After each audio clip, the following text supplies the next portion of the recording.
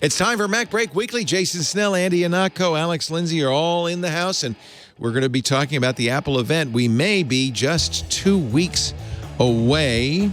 Also, Apple workers don't want to come back to work. Imagine Tim Cook, Jony Ive, and Laurene Powell Jobs all on the same stage. It's going to happen, and why your iOS VPN just doesn't do the job. It's all coming up and a whole lot more this week on MacBreak Weekly. Podcasts you love. From people you trust. This is Twit. This is MacBreak Weekly, episode 832, recorded Tuesday, August 23rd, 2022. A fine patina. MacBreak Weekly is brought to you by ZocDoc. With ZocDoc, you can find the right doctor for you in your network and in your neighborhood. Go to ZocDoc.com/MacBreak and download the ZocDoc app for free. Start your search for a top-rated doctor, many available within 24 hours. And by 8 Sleep. Good sleep is the ultimate game changer, and the pod is the ultimate sleep machine. Go to 8sleep.com/MacBreak to check out the pod and save $150 at checkout. 8 Sleep currently ships within the U.S., Canada, the U.K., and select countries in the EU and Australia.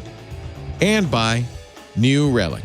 Use the data platform made for the curious. Right now, you can get access to the whole New Relic platform and 100 gigabytes of data per month free forever. No credit card required. Sign up at newrelic.com/MacBreak.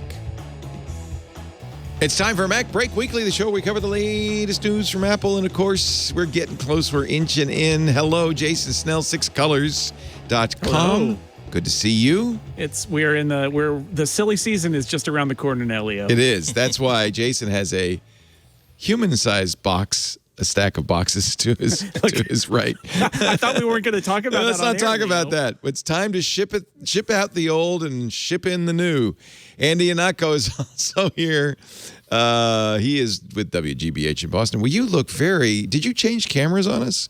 You look sharp. No, the thing is, like, I'm moved. I'm in the kitchen, believe it or not in my office for various reasons. So we have daylight now. Well, yeah, I've basically redone like my lighting, and finally, like maybe this is showing me maybe I should have rearranged them. Maybe I should have rearranged my lighting a while ago. It looks good. But yeah. Is that a Red Sox red T-shirt? Almost. I'll give you a second guess, and I'm sure you'll guess correctly the second time. Hang on. San Francisco 49ers? No, you were the Pawtucket. Let's see. Paw Sox. The Pawtucket Sox. I love the Paw Sox. Having spent a few years in Pawtucket. Now the Worcester Paw Sox, yeah. They moved to Worcester? They moved to Worcester because Pawtucket would not build them like a brand new stadium, and so are they the Worcester, AA, AAA, single A? AAA. Okay. Yeah, really a lot of great ball being played there. It was so cool being able to like Bull Durham my way into baseball games like 6 times a season. So fun. Close by, always seats, and everyone wants to make it to the big. So nobody's being tentative about sliding catches. So they don't but they still call them the Paw Sox, not the Woo Sox. But they decided that their decision was, instead of Paw Sox was always like the nickname because of the Pawtucket Red Sox. Yeah. So Worcester said, well, look, it's still a trademark, so we're going to say that our mascot is a big polar bear, so it's a paw. I get it. He has a paw. Get it? Yeah. Patrick Delahanty, who is a maniac, says the AA is the Portland Sea Dogs in Maine. Mm-hmm. All right, good to know. Give some love to your AAA and AA teams. Oh, absolutely. And even your single A teams. Yeah. Because that's like if it ever bums you out that like you spent, oh my God, I spent $100 for a halfway decent seat to a major league game, and I'm being shuttled into this place to make sure that I can't be mixing with the hoity-toity hoi pollois. Go to a minor league game. The concessions are cheap. The tickets, like for $50, you get amazing seats. And again, the level of play is just really, really great. Again, the Paw Sox moved out, I think, 2 years ago, but I've been missing them ever since. Oh, it makes me sad. Also here, a fan of the Pittsburgh Steelers, even though he lives in Niner country, Mr. Alex Lindsay from officehours.global and 090.media. Hello, Alex. Hey, yeah, I'm pretty excited about the whole quarterback thing in Pittsburgh. It's definitely become who's your QB now? Day. We don't know. We don't know who the QB is. Hey, we got one you can have. Kenny Pickett. We got this guy named Garoppolo. You want him? No, we don't need him. We got three. We got three good quarterbacks and one that looks like he's. We do too. Well. We actually are going to have to cut one of the two backups, I think, and that would be a shame because they both looked pretty good. Anyway, NFL's coming. That's why we're talking about this. And baseball. This is when baseball gets exciting too in the fall. But you know what's most exciting about September? September 7th. Oh, I thought you were going to say the September issue of Vogue. Oh, my God. I'm sorry. I'm a teen Vogue guy. Sorry. This is now, Mark Gurman says, no, really, this is it. This is not, this is a rumor, but I have it on very good authority. He's putting his money where his mouth is. That weirdly, this is the one that you actually think Jason said it could happen. It would be the Wednesday after Labor Day. It could happen. And it looks like it might. Yeah, I didn't say it was going to be the best choice. I thought the following Tuesday, but they did. So 2016, I think, is when they did this last. I remember that, yeah. They didn't want to wait the extra week just because Labor Day was fairly, it was at the point in the calendar where they really didn't want to put it off another week, Labor Day on the 5th. And so they just said, we'll just do it on the 7th. We'll give everybody that extra day and do it on the 7th. It's also suspicious, right? Because by doing it that way, it kind of implies that they're going to invite people somewhere. So, because otherwise you don't really, they could just do it on a Tuesday and it doesn't really matter. So it's possible, still out there as a possibility is they might invite some press down to do the sort of like a version of what they did for WWDC. But definitely there's a precedent. They did it in 16 and it's not, it was definitely a possibility. And so we're going to get a Wednesday Apple event the first week of September. I think, didn't Gurman say the press would be invited? He said it was a possibility, right? Which is him hedging a little bit. He didn't say for sure. I think Apple greatly benefits by having members of the press get to do their briefings in person and hold the products in their hands. And the moment they feel like it's safe enough to do that, which again, they had lots of rules for WWDC. We had to show proof of vaccination and we had to take a test and we had to be masked and all of those things. But we were able to go into the briefing rooms and get our hands on the products. And that was good. So, and that benefits Apple. They want to make that happen because then the press is not just writing abstract stories about a product that's on video. They're talking about the products that they actually held in their hands. And that's better for everyone. So I think they're inclined to do that if they can get away with it. Yeah. And I think that I don't think that actually presenting live is necessary. And in fact, it slows it down. So it's for most of us watching doesn't it actually makes it worse. Make it tighter. I think that make a show out of it. Just show us a video for an hour and a half. But I do think that having the press be able to play with so you still want to bring people to Apple Park.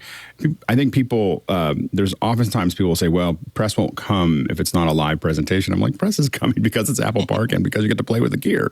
Like whatever's on the screen or the stage or whatever. You don't need live. No I one think cares that's about right. that. Yeah. You feel that way too, Jason? As somebody who actually goes to these things? Look, I mean, it's all stagecraft, and the fact is that 99.999% of the people who are watching this thing are not watching it in person. So I think the reason for Apple to do it at something like the Steve Jobs Theater and actually have a crowd there is for stagecraft. It's that they do like the live in front of an audience who can applaud and whoop and do all those reactions to their announcements. Yeah, you're right. So yeah. I think in the long run... I mean, they bring in VIPs and Apple employees to do the applause. Yeah, who's applauding? Okay. And they stack the deck. They've been doing that for several years now, where they make sure that there are people. It's not just like all press. It's the press are in the back, and then Apple invites and Apple employees are in the front, and they're the ones who are doing the like aggressive cheering before the thing is even finished with the sentence, right? But I could see them seeing that as having value, and in the long run, it wouldn't surprise me if they do something that is a hybrid of what we've seen now and what we've seen before, which is way more produced videos, but maybe with like a few segments where, Tim comes out and says, now we're going to show you this, and runs a video. And then some other Apple executive comes out and says, now we're going to show you this. And he does a 2-minute spiel and then runs a video. But I think they probably, maybe not, but like there's probably value to be had in having the live before a studio audience aspect of it at some point, but it's certainly not necessary.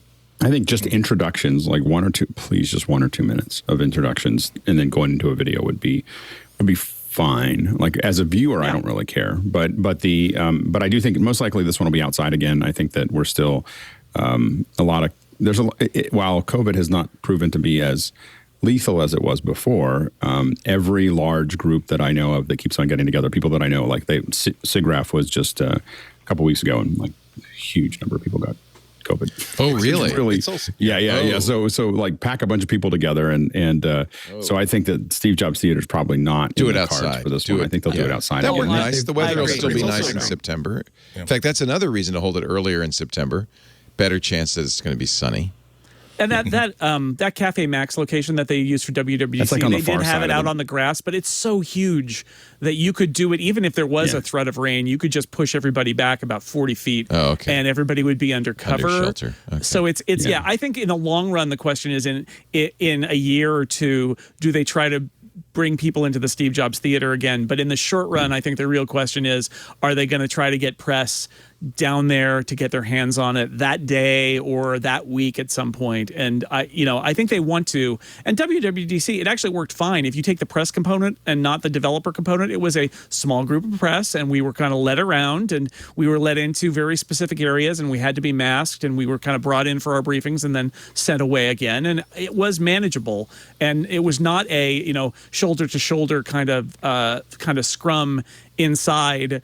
Other than when they, there was that briefly, but it was a small group, and then we were all masked. And so I think it's a good approach for them to take, and I kind of assume they will, because it benefits everybody to have people actually touch the products. It was, as completely agree. And you all know this too, right? Like watching a video is not the same as getting your hands on it. It makes a real difference. You come in there with a small list of questions that you know that you can solve just with a few minutes with a device. Like, I'm going to definitely have like my old iPad next to this new iPad so I can see if there's a change in the display quality.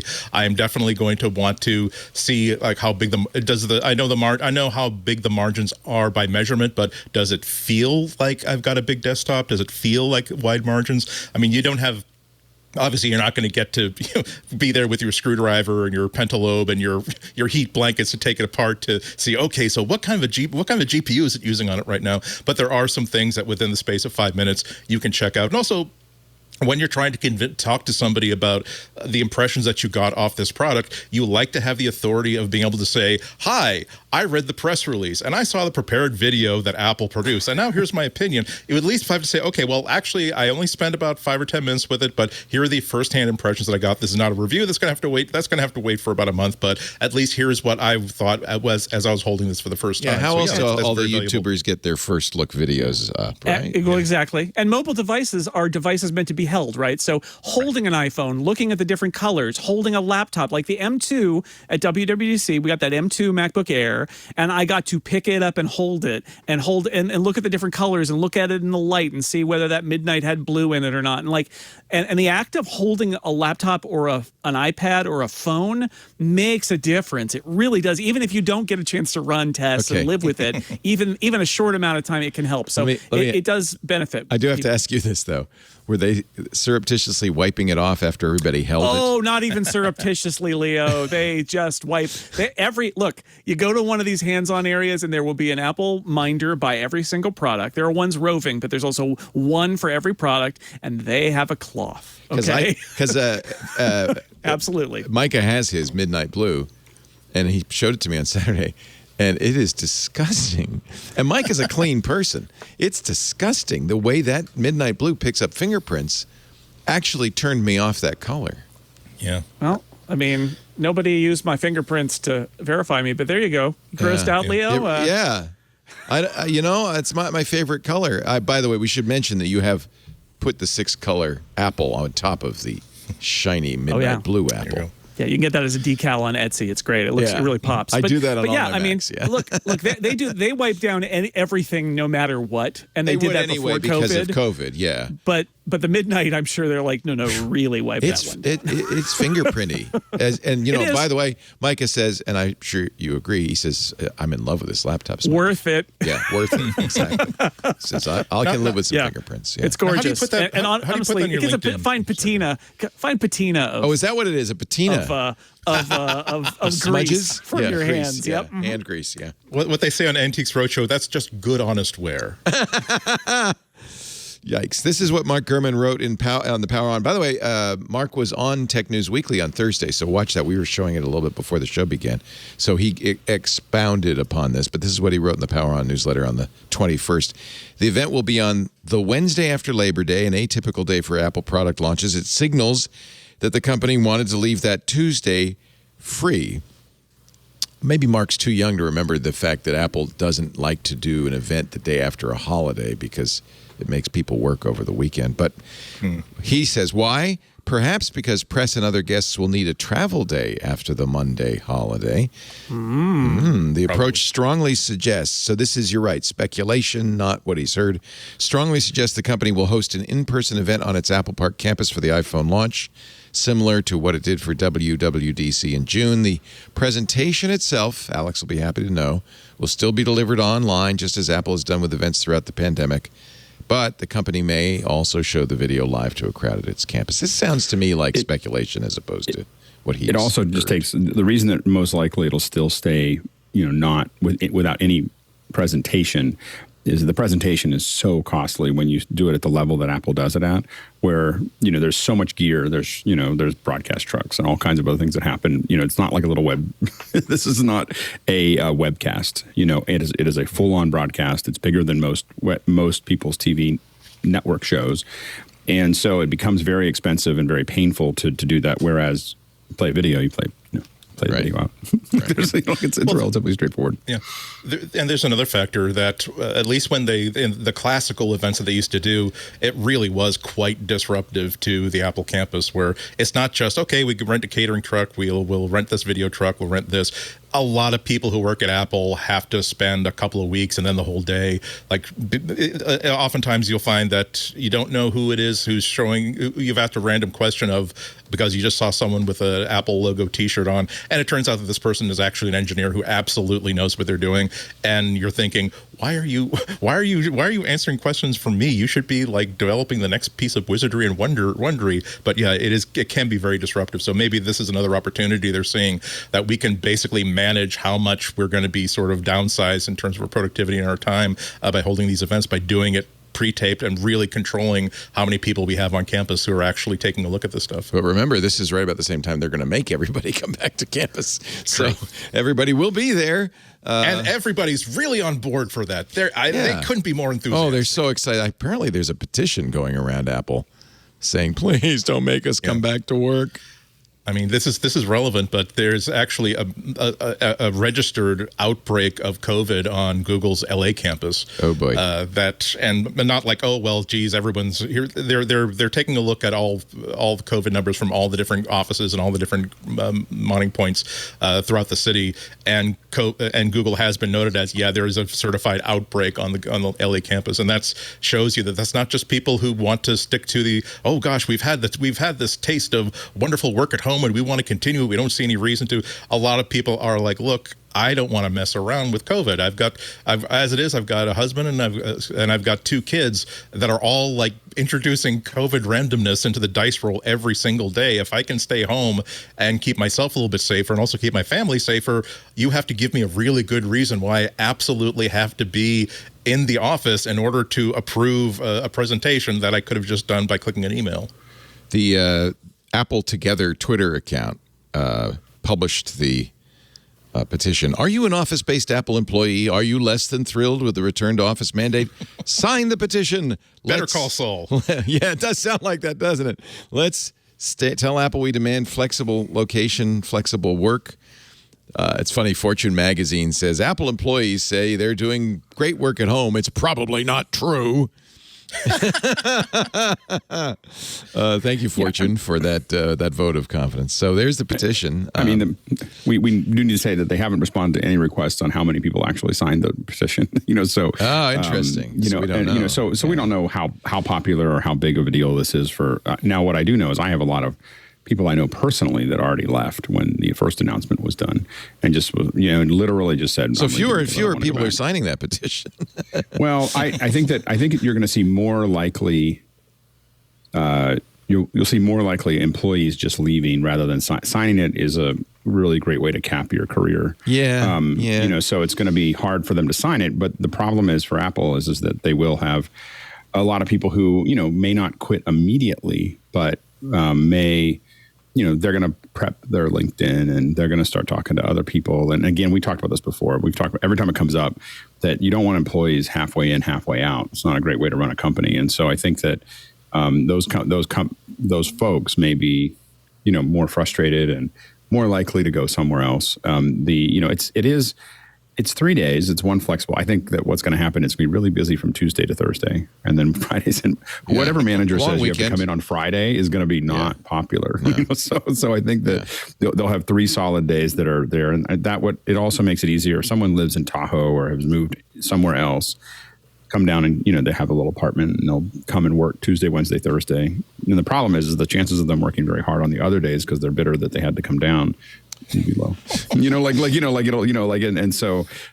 All of it creates kind of it's hard to tell because there are some valid reasons that a company may want to maintain culture, there's a lot of conversations that happen at Apple that you don't want to necessarily do over video because someone could record it and someone could put it up. And so there are things that you want to look at and talk about that are more difficult, regardless of how effective the employees are more difficult to do online. Even if you have some kind of little watermark bouncing around or anything else, it's still difficult to have some of those conversations. And so I think that there are some valid reasons to bring people back in, but I think that any company that says people have to come back in is going to lose. The unfortunate thing is often lose some of their best people because they're the most mobile. They're the ones that can get a job, anywhere. Yeah. It's hard to keep them. As we mentioned last week, Apple says you have to come in Tuesday and Thursday and a third day determined by your boss. And as you're pointing out, any intelligent boss will make that day Wednesday. Yeah, I think it's just going to. I think they could have said all these other days. Maybe the team will get together and all decide they want one day or something. I don't know.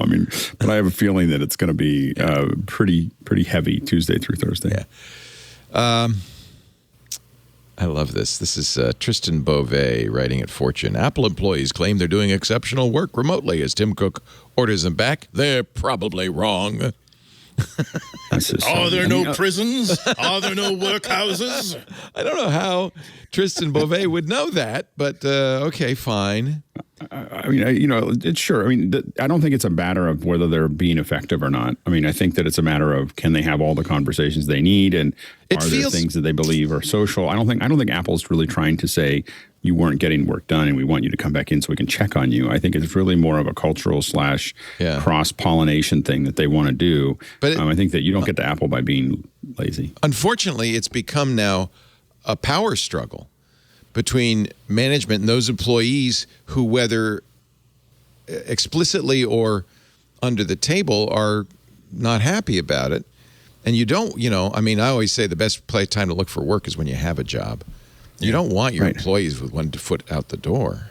Well, especially from Apple. That's a pretty great seal of approval if you get through. If you get to work at Apple, it's usually a pretty. You can get a lot of other jobs, especially if you're remotely. So it is going to be an interesting thing. They're gonna force this, and then there's a lot of companies that are very aggressively going after Apple employees and other people who are saying you have to come back to work.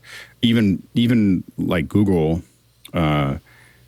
And Google and Facebook have location-based, pay scales. And so if if you're not coming back to the main Mountain View, they're going to pay you 25% less or 10% less or whatever. And I also know folks that have just they got a 25% pay cut. They did the math and took another job that was about the same as that 25%. It was the same amount of money. It just wasn't working for Google anymore. They were just mad. There is something great about saying I work for Google or I work for Apple. That really, I know from people who do. That's a point of pride. There's a great thing to have said it at least. Yeah, that's the hard part. Actually, in a way, isn't that real cred? Is I used to work for Google, but I decided to do my own thing. Is even better. Yeah, but the easiest time to get a job is when you work for one of those companies. Absolutely. And so, yeah, absolutely. So it's hard. So I do feel like this might be intentionally or unintentionally a struggle. Remember, employees now are very much more empowered than ever before, and this might be a struggle between management and employees, a pure power struggle. Saying, but whether they want, whether it's the right thing to do or not, we're saying you come back and you better come back.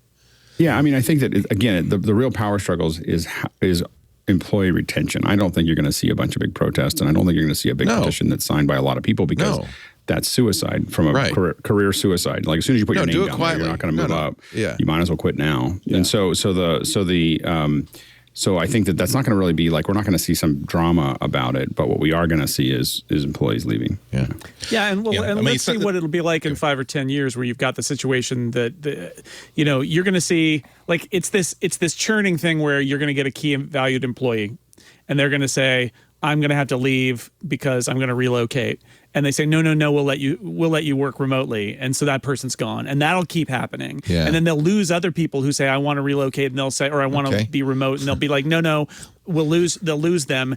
And then 5 or 10 years pass, and either you suffer the brain drain and you feel really bad, or I suppose you find out that you're so powerful that you can dictate terms and not miss a step. But I suspect that's not going to be the case, and it's going to be the latter. And I think what motivates a lot of the people who are doing these petitions and things is saying, Apple, don't learn this the hard way. Like, we all learned during the pandemic that we can do this job this way as it is. So maybe you should recalibrate your corporate culture. I think that's a little naive in the sense that you don't ever recalibrate a corporate culture overnight. It takes years, and it takes the hard way for that to happen. And I think that will happen, or they'll have a brain drain and feel really bad. San Francisco Chronicle is reporting 400 signatures, which is nothing. But you're right. It could be 3 times that who are thinking in their head. Okay, foot outdoor. And it's not, and it's not going to be about this one issue. I think that a lot of this investment is about, we want to keep the troops happy. We want them to believe that if they have an issue, we will discuss it, and once their voices are heard, we will not only nod and give you like a sticker saying congratulations, we heard your stuff, but you have an ability to actually affect change, small and large, this company, because resentments tend to build up, and that if you don't give in on things you could have easily give in on, in 2 or 3 years' time, now you've got a groundswell of support for unionizing, not just for the people who are working at the Apple Store, but I'm talking about the people that are putting in big bucks and are realizing that, geez, could be. It's true that some people above a certain pay grade, yes, they can get whatever they want, but once they get their screw you money, meaning that they know they can work whatever they want, or they have enough money saved up that it doesn't really matter where they work anymore, that's when altruism that's when you can afford altruism. When you're rich, you can afford to make the big grand gesture again and say, you know what, I know that I'm a highly paid engineer with 15 years worth of experience, but I'm going to throw my full support behind this unionization effort because, oh my God, this is terrible, and this is not the Apple that I grew up with, and blah blah blah. So yeah, and that's the big fear of every large tech company in the world today, that we just hope to God we don't have to submit to collective bargaining with our employees. We want to be able to push them around a little bit. Well, and I have to admit that of the folks that I've known, that at some of these companies, they're the complaint usually from the folks has not been that a company gets too rigid. It's that they're too soft and they allow people to do this, and they're like, we're just trying to get our job done, and these kids are all doing whatever. And so it's just an interesting puzzle. It depends on how long you've been there and the old version versus the new. So these are all cultural issues. Is that the older employees at a lot of these companies think that the company is coddling the kids way too much. That's right. That's a good point. It may be your very most important employees are saying, no, we want to come back. Don't let these kids get away with this. That may be. And the reality is, going back to headquarters, it makes a big difference for those who are trying to move up the corporate ladder. And so if you don't have FaceTime, if you're working at home, if you enjoy the job that you have, you're in a good stead. If you think that you want to move up, everybody kind of assumes that moving up means being at Mountain View or Menlo Park or Cupertino. Yeah. And the reality is, it's just a lot slower if you're not there. Is it related that Apple has canceled the contracts about 100 recruiters, contract recruiters who handled recruiting? This is also from Mark Gurman. I think that everybody's kind of bracing for what's going to be. Just everybody's slowing hiring. Hanging on. Yeah. Everyone's hanging on right now to see what happens next year. There's so much so many. You know what? There's so many variables. Whether it's recession. Lisa and I are having this conversation. What's going to happen? What's going to happen? I mean, every business is doing this right now. What's going to happen everybody's hedging, and it's not just. I mean, the big thing. There's the recession, but that's the little problem. There's Taiwan. Right. That is what nobody knows what to do with. Like if China does what Russia did in Ukraine, like how are you going to be able to politically make phones? And we can see this in India right now as Apple's like ramping up. India and Vietnam. Yeah. Vietnam. Yeah. And so trying to get out of that, and also, they're all, most companies are looking for solutions that aren't in China, which is really, I think, we talked about this in previous weeks, but just really expensive for China to not allay people's fears, over something that I don't really know what they think they're going to get out of this. So if the Apple event is 2 weeks from tomorrow, when will you get your invitation, Jason? Well, they usually do it about a week in advance, right? So next week. I would say next Tuesday or Wednesday, there will probably be invitations. Right after you would get a discount to press. Yeah. Well, I mean, he could drive. Yeah, I feel for all of my colleagues in the press who have to fly to, and which is almost all of them that have to fly to the Bay Area for these events. Since I just get in the car and drive down 280, right? You go over to Sausalito and get a little puddle jumper and fly. That's what Elon Musk could do. Fly, my friend, fly. It's only a 9-minute flight. Enjoy it. Hop in the old Zeppelin and just float on down. No, he'd probably ask for like $5 billion of taxpayer money to build a tunnel that only accepts Tesla cars. Let's bore a tunnel underneath. From Mill Valley. A tunnel from Mill Valley to that's a great idea. Patina. That would be Let's awesome. do it. Yeah, let's do it. That's how you keep workers coming in. Give them a tunnel. This is your own private Apple tunnel. All right, let me take a little break. We have much more to talk about. I'm not going to spend time talking about what Apple might announce on September 7th. We've done that, and I'm seeing so many people saying, I've seen articles saying, well, if you have an iPhone 13, you should get the 14, as if they know, like, we don't know. It could have a giant, it could have an X-ray camera that lets you see through people's clothes. We don't know. So it's a little early to decide whether you're going to buy this or not. We will let you know September 8th. How about that? Or even the 7th. We will, of course, if Apple has an event at 10 a.m. on Wednesday, September 7th, Micah and I will come in here, and any of you guys who want to as well. It'll be the day after MacBreak Weekly. We'll cover that.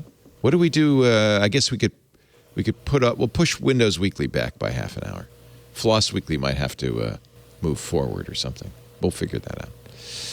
Our show today brought to you by our good friends at, I know they're good friends because they are sponsors, and all our sponsors are our dear friends, ZocDoc. Oh, I do like ZocDoc. Now is the time, right? Before you book any brunch, what do? You look at reviews, you go to Yelp, you pore over lists. What's the best place? Why don't you do the same thing when you're booking a doctor? Arguably, a doctor is more important than brunch. Is that even a case of contention? I don't think so. Well, with ZocDoc, you can pick a doctor based on real, verified patient reviews. You can find the doctor who's in your network, so insurance covers it, and in your neighborhood, so you don't have to bore a tunnel. Finding the right doctor is at least as important as finding the right plate of Eggs Benedict. I think you would agree. ZocDoc is free, by the way, free app. Shows you doctors who are patient-reviewed, take your insurance, and are available when you need them. There's nothing worse than finding a doctor. My buddy says, oh, you should try this guy. And you call him and say, we're not taking new patients right now. Goodbye. On ZocDoc, you can find every specialist under the sun. And they are taking patients. Whether you're trying to straighten those teeth, fix an achy back, get that mole checked, or anything else, ZocDoc, Z-O-C-D-O-C has you covered. They've got a great mobile app, very easy to use. Search, find, and book doctors. It'll just take a few taps. And it's really important, I think. I don't buy anything without looking at the Amazon reviews. I think you need verified patient reviews before you trust a doctor from real people who made real appointments, so that when you walk into that doctor's office, you're set to see someone in your network who's going to be the doctor you want.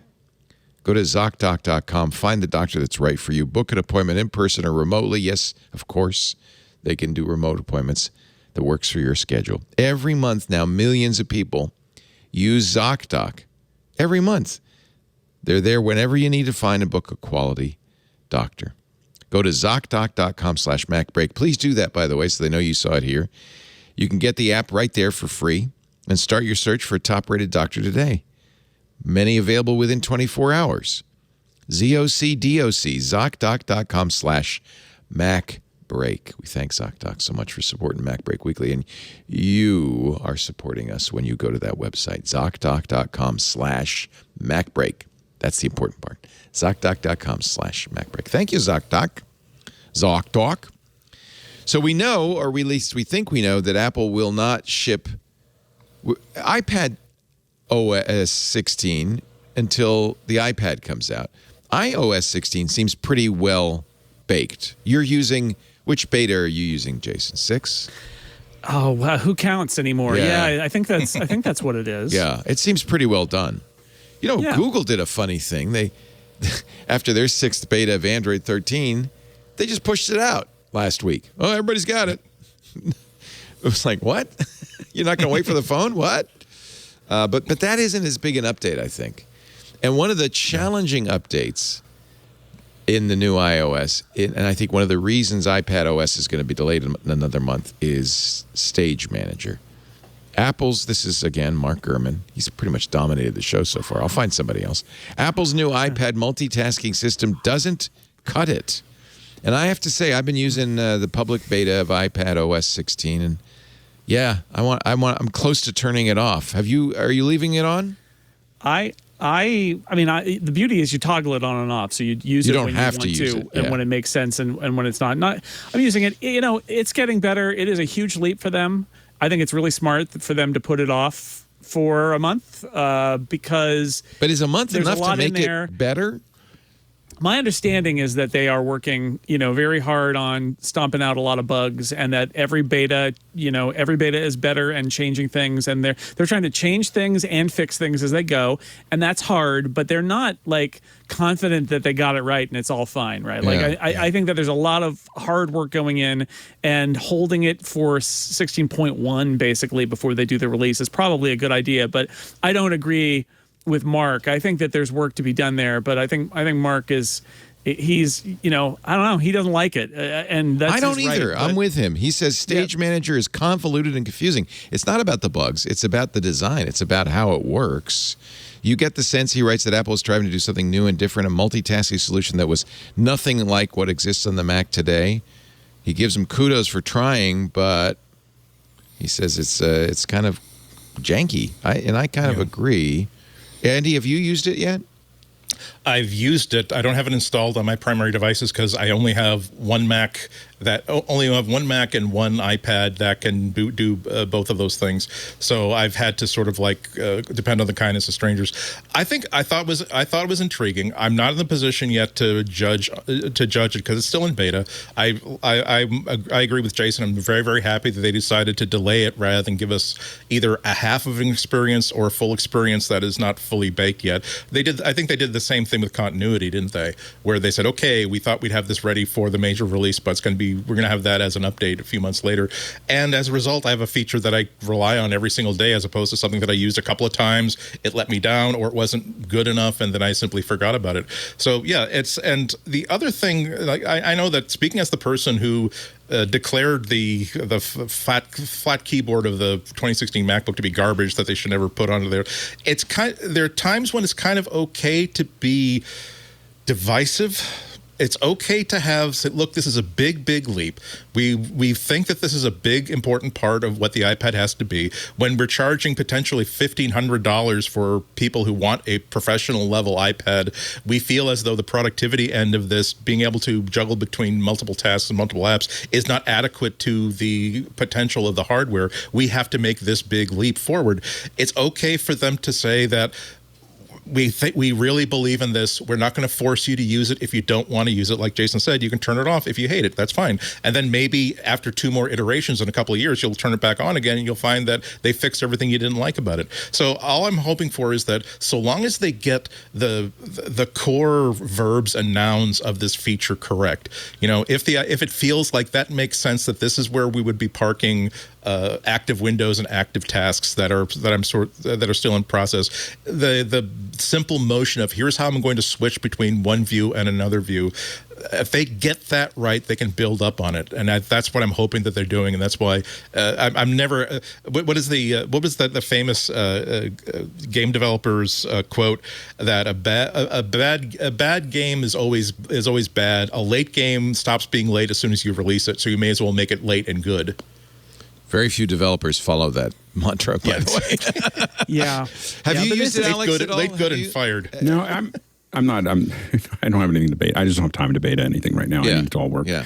And the but I will say that I'm kind of like meh about the idea. Like so it's not like I feel like I'm dying to upgrade so that I can get this to work. I mean, I'm kind of in the world of my iPad works great. I was really happy with the idea it, that they'd make the iPad be more power. You know, you get all this power under the hood, make it more. Not more like a desktop, but more usable as your only computer. Yeah. But I have always, on both Mac and iPad, used workspaces at full screen and workspaces, and I'm very comfortable with switching that way. On the Mac, even swiping to the next one, and that works very well for me. So maybe I'm just not the market. You're not the target audience because the iPad iPadOS is basically a full screen, split screen kind of view, and what they're trying to do is say, what if you don't want that in a certain circumstance? Right. And my issue with Mark Gurman's take on this is that he seems to basically say, nope, next, and as Andy said, it's new. They're trying to do windowing on the iPad. There's no legacy of windowing on the iPad. Like Stage Manager on the Mac, you can use it or not, but like it kind of makes sense because it gets all of the windowing features that the Mac has had for decades. Whereas the iPad, they're also figuring that part out. I am using it right now, using Universal Control attached to my Mac. When you're on a trackpad and a keyboard, it makes a lot of sense if you put it in that case, if you attach it to an external monitor. There are lots of things they have to work on. The beauty of it is it's a mode. You can shut it off if you don't want to be in that mode. Yeah. I toggle between those modes because there are lots of apps that on my iPad that I would much rather. I spend huge amounts of time on my iPad, and often I want to be in full screen mode, but every now and then I want to have a Twitter window open and a chat window open at the same time, and you can do that now in a way that is it's new and it's different and it's an additive thing, right? What they're not doing is saying forget the iPad. We're throwing that away. Right. And Stage Manager is the future. That's not what they're saying. They're saying we're going to add another mode for people who want that mode some or all of the time. And I think that it's got a lot of potential. I'm not saying it's all there, but I think it would be foolish to throw it away when they're taking a big swing and it is step one, and then presumably they will not abandon it and will actually iterate on it the next couple of years, because they sometimes abandon stuff. And I think they take the chances with it, where they took chances with spaces. They created spaces where you could jump from one monitor to another, and after 10 years, I still hate it. So I looked at this like, I wonder if this will be as good as Spaces, which I just like. I hate it. But again, I like the fact that it would be so easy for them to simply say, oh, so obviously we're going to do overlapping windows. Boom, done. So let an intern do it on his long weekend, and we got it. That doesn't make sense for a device that is so comprehensively multi-touch as an iPad. I've always said that I thought that Microsoft did a really good job of crafting a new iteration of Windows that makes sense when you have a desktop and you're just interacting via a mouse and a keyboard, and also makes sense when you have a tablet or a convertible.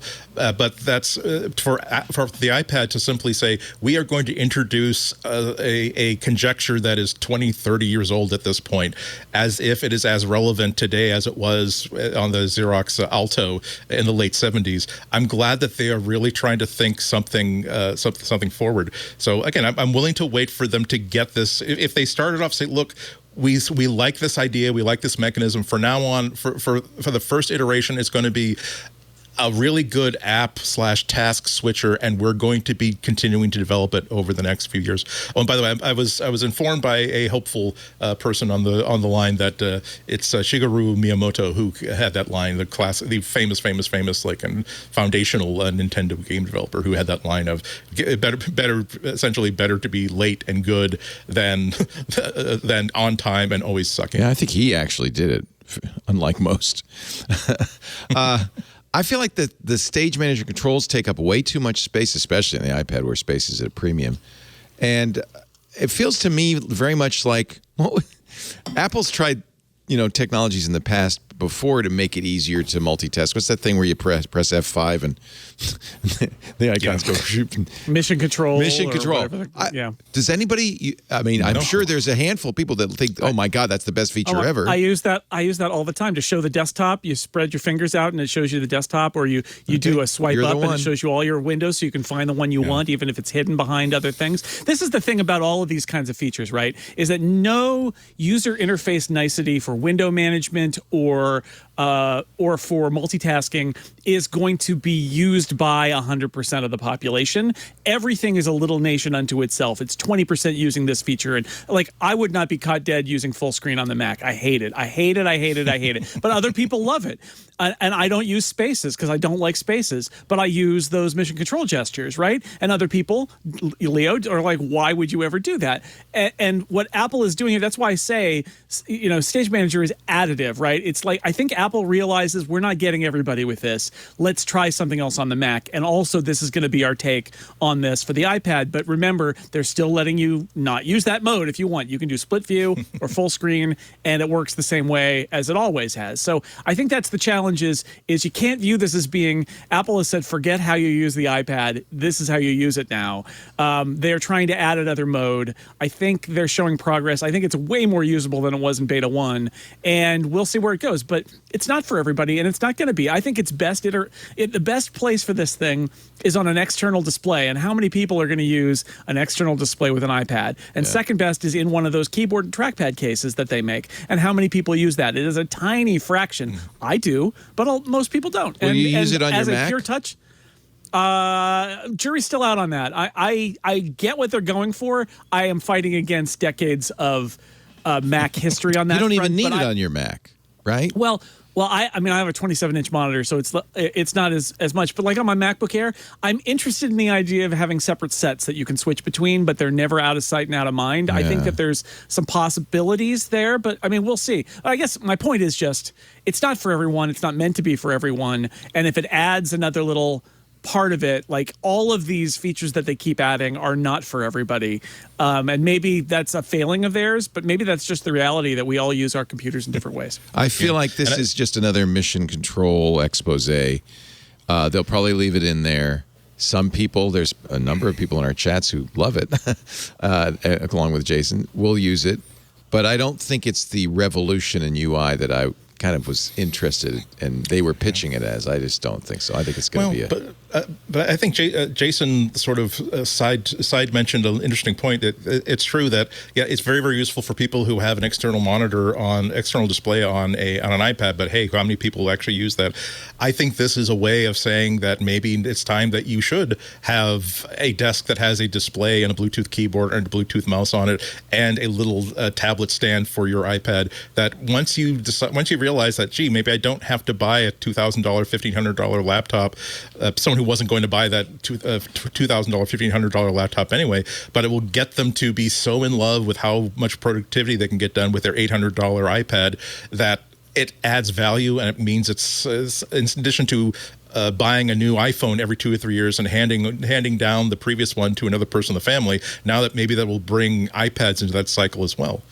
And certainly, I understand it's a choice that you don't have to make. It doesn't change anything, but Apple is devoting a lot of expertise, brain power, time promoting to this that they could have done something else with. You always have to choose what features we're gonna spend time on, and I just can't. I'm not convinced this is the one. And what I will say, though, is you don't want to put out features and then not promote them, because then no one ever uses them. So if you're going to, the one thing Apple is pretty good at is not killing tons of things. And so they tend to put something out and put a lot of weight behind it because they're going to keep it for a while. Yeah. And so I think that it makes sense for them to push hard. Sure. But I Look do. How long they kept widgets. I'm not sold, but we'll see. I mean, right? Exactly. I believe it. And Apple has a long, and as does any tech company, history of introducing stuff nobody was interested in, and they just kind of dribble along. The question really is only is Stage Manager that, or is it a revolution in the way people use iPads? It doesn't have to be a revolution so long as it adds value, it'll justify the expense. I mean, there is a little portion of the iPad user base that is the people who want pro features from the iPad, and I'm one of them. And we have been complaining for a long time about this not being there.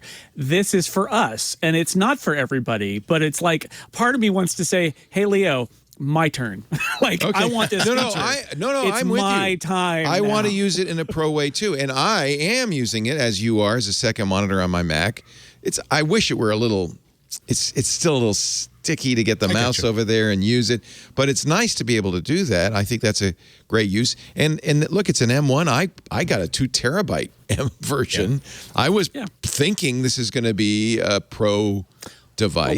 Well, let's see when they ship. So they're not going to ship it till October. Let's see where it is there, right? And see if you feel differently about it in a context where you're using it with an external pointing device. How are they doing? Right. And I believe that Apple thinks that this is a long game kind of thing, and that they're going to keep iterating on this. They better be, because if they ship what they've got with a few beta fixes and then abandon it, we all should complain about that, because it's a start, and a start means you keep going. Right. And Apple abandons so much of their technology after one iteration and doesn't look at it again for 3 years. And Stage Manager needs work, because the iPad still doesn't really click on a link to spawn a Safari window in Stage Manager, right? Where does it open? Right. Nobody knows. Nobody knows. It's just not logical yet. They have to figure this stuff out. I think it's also ugly. It's just the ugly blobs on the left of my window. I don't get it. It's just ugly. But that's... You can move windows over there and hide it, and that's what I do. It's like, I don't want to see it. I don't want to see it. Just leave over there. Oh, I didn't know I could do that. Okay, that's good to know. So then then I don't have so many complaints about it taking up so much space. Yeah, and then you can swipe.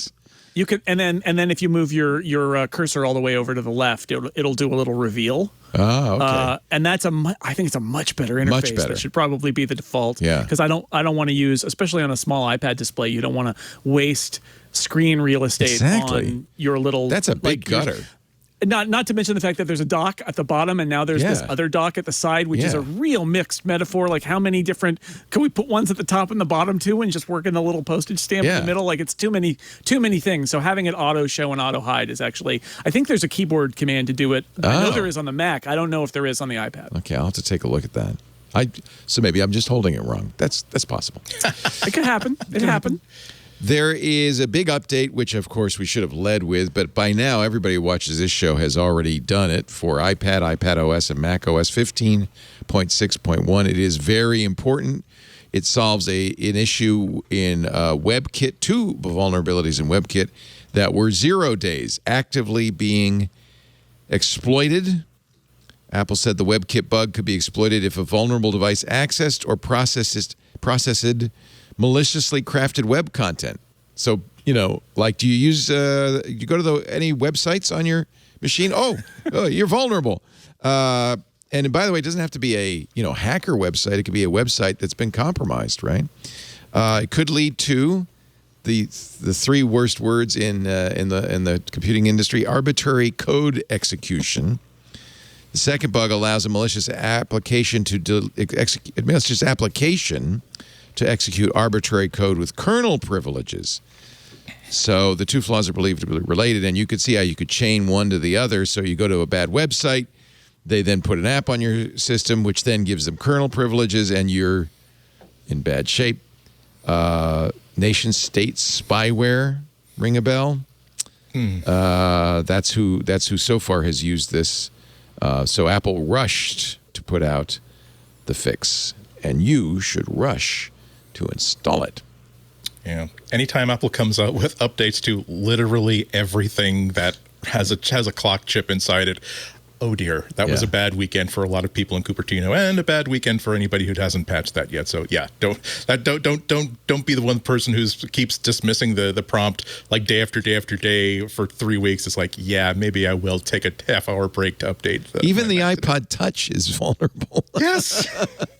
6S and later on the phone, iPad Air 2 and later, 5th generation iPad and later, iPad Mini 4 and later, iPad Touch 7th generation, and all iPad Pro models are affected. And of course, Monterey. So your Mac should also get updated. Tell your friends, tell your friends who don't listen to this show, first of all, they should be listening. Second of all, they should do that patch. I don't know if this is going to conflict, actually, with September 7th. Tim Cook will be speaking at the Code Conference, which is 6, 7, and 8 of next month. So maybe Tim will be there on the 8th.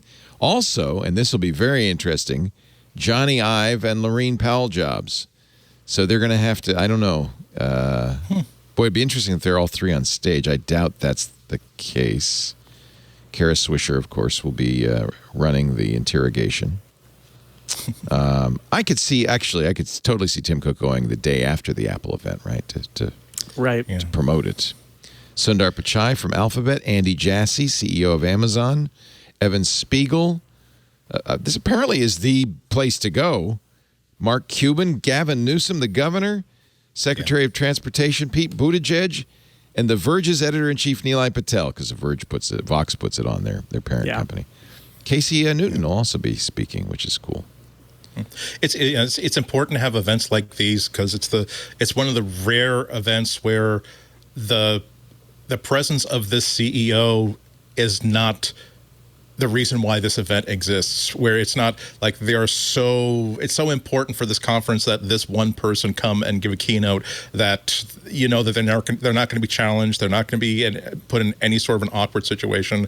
Obviously, it's not as though they're going to be bringing up like embarrassing high school yearbook pictures of anybody, but it is a place where one of the rare places where maybe Tim Cook is going to be asked about, look, what happens with Taiwan? Like, at what point are you close to? Do you have an exit plan for? What do you do if absolutely it's even impossible to do business with China anymore? And he can't just simply give like the pat answer and then move on to. But the haptic touch on the brand new Mac Pro is, You guys are scaring me. China's not going to invade Taiwan. It's a problem if China does it in the next 5 years. Yeah, like that's the problem. I mean, but it's nuclear. Are they going to do it? Are they going to do it in the next 6 months? Maybe not. But China only has, at this point, China has a limited amount of time to do what they're doing. They're running out of oxygen. From a population perspective, Taiwan's not going to solve that. No, it's not. But if they want to make the move, they won't have. They need to make it sooner than later. That's what a lot of folks think anyway. So that they can't wait for another decade because they'll be irrelevant. She is doing stuff to apparently burnish his reputation ahead of the party Congress. Seems like that would be a suicide mission. I mean, the problem is that flying jets or shooting missiles over top of Taiwan basically started the sand, right? Like, I mean, everybody's now trying to figure out how they diversify from China, and it's just seen. And what of course made this way worse is that everything was theoretical until Ukraine. So the thing is, so now no one's thinking theory-wise. So you think that the lesson that China took from Russia invading Ukraine was, we can get away with this? No, but I think that the thing is that they, when we send people over and then they start firing missiles over top of the island, it has everyone go, well, this would be a $1 trillion problem right now. Well, it would be a huge problem for all of tech. But tech is now, I mean, anybody who anyone is trying to figure out how to not be in China. Like that is the big, now it's all like, how do we get all of our stuff, or how do we get to a point where we can do some of our work? Like Apple is doing better because Apple is diversifying away from hardware. So if something happened, they could delay things or put things off or whatever. They can't stop. But they, they'd still have revenue, right? But there's a lot of companies that don't. And we've already seen what happens in the supply chain when China slows down. And so, but everyone's trying to. To me, that was the real warning, right? Like, look what happens when they shut down Shanghai. You can't make MacBooks anymore. But what happens when it's politically impossible to do work there? Like if they go into Taiwan, I mean, consumers are going to be pretty upset if you can leave your factories open in China, and you can try to explain it away and say, well, no, it's not going to happen. The U.S. will immediately issue sanctions. Yeah, and none of that stuff will be allowed into the U.S. And so that's going to cause it shuts that off like the water tap. And so the thing is these companies are, now they're trying to get all these. I don't blame them for doing that. They should have done that years ago, frankly. Absolutely, they should have. No, they never have gone in. So anyway, the issue right now though is that you couldn't respond right now.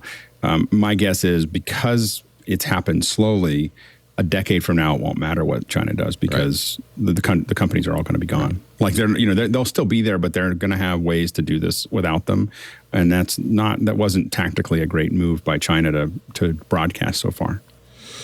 I have a bit of real-time follow-up, by the way. Kara Swisher actually tweeted, because this is her last code conference. Her last one. They are doing a session with Tim Cook, Jony Ive, and Laurene Powell Jobs to talk about the impact of Steve Jobs. The three of them. That is the session. The three of them who knew that him will best be to discuss awesome. his lasting impact for Kara's last. Because famously, Steve Jobs went many times. I was there in the audience for a few of those, like many times with Bill Gates by himself to do the code conference with Walt and Kara. Yep. So Kara's sort of, for her valedictory, she is going to bring them back to talk about Steve. That will be something to see. Boy, Nice. Yep. that just shows you the power of Kara Swisher. Holy cow.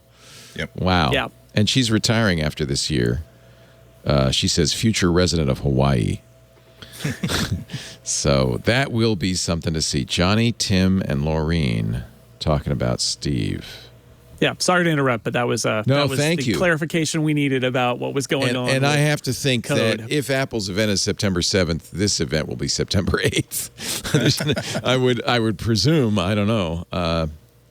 Get on. You know what? I'd rather be at the Beverly Hilton for that than the Apple campus. And if it's pre-taped, it doesn't really matter. They don't even necessarily need Tim there, or Tim could be there. It could be that on the afternoon, 6th in right LA, afterwards. and then fly Yeah. up, or he could fly down, and That's it's true. not a big deal if all he's doing is saying hello to the crowd, or even not present, right? Like he said hello to the crowd at WWDC, but that was mostly for the developers. Tim doesn't even need to be there if they just usher us in to watch a video and then go. You're right. Like Tim doesn't need to be there for that. So I wouldn't worry about it if I were him.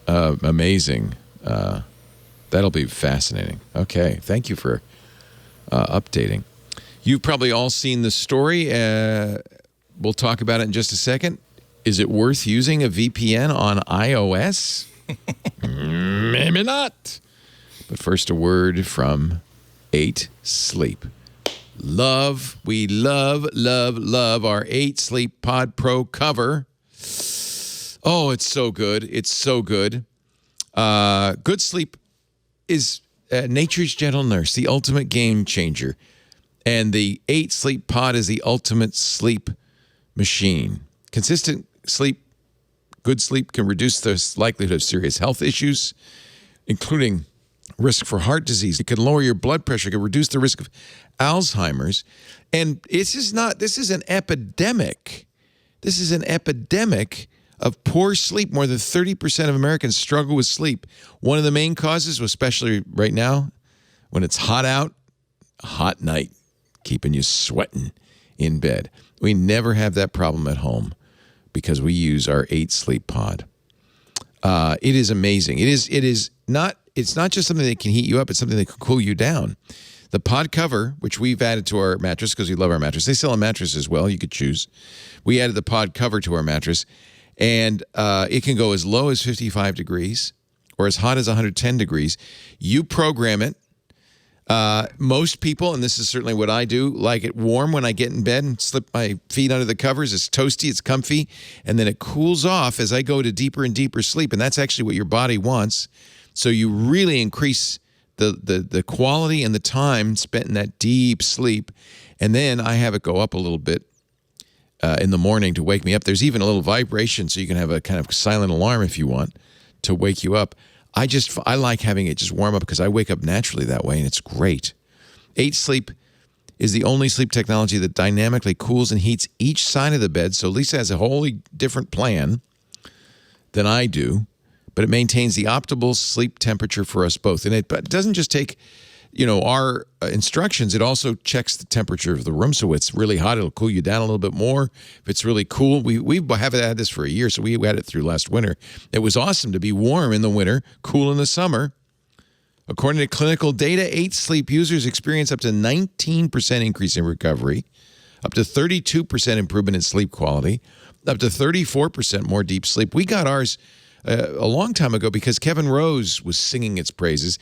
And then Kevin and Amy Webb were on a twit together. Amy got hers and she loves it. So I said, well, honey, we got to get one of these. And I have to say, I put it on myself. Yes, you probably heard me talk about how I put it on upside down at first because I didn't watch the video, dummy. I'm one of those guys that goes, I'm not going to read the instructions. It snaps right on. It's easy. And then I realized I did it wrong. It's okay. Put it back. Put it in the right. Started it up. It automatically adjusts. The sleep doctor will actually watch you. Well, that's creepy. Not watch you sleep, but it'll observe your sleep habits and adjust the temperature to get optimal sleep. And it really, really works. And I tell you, I feel so much better.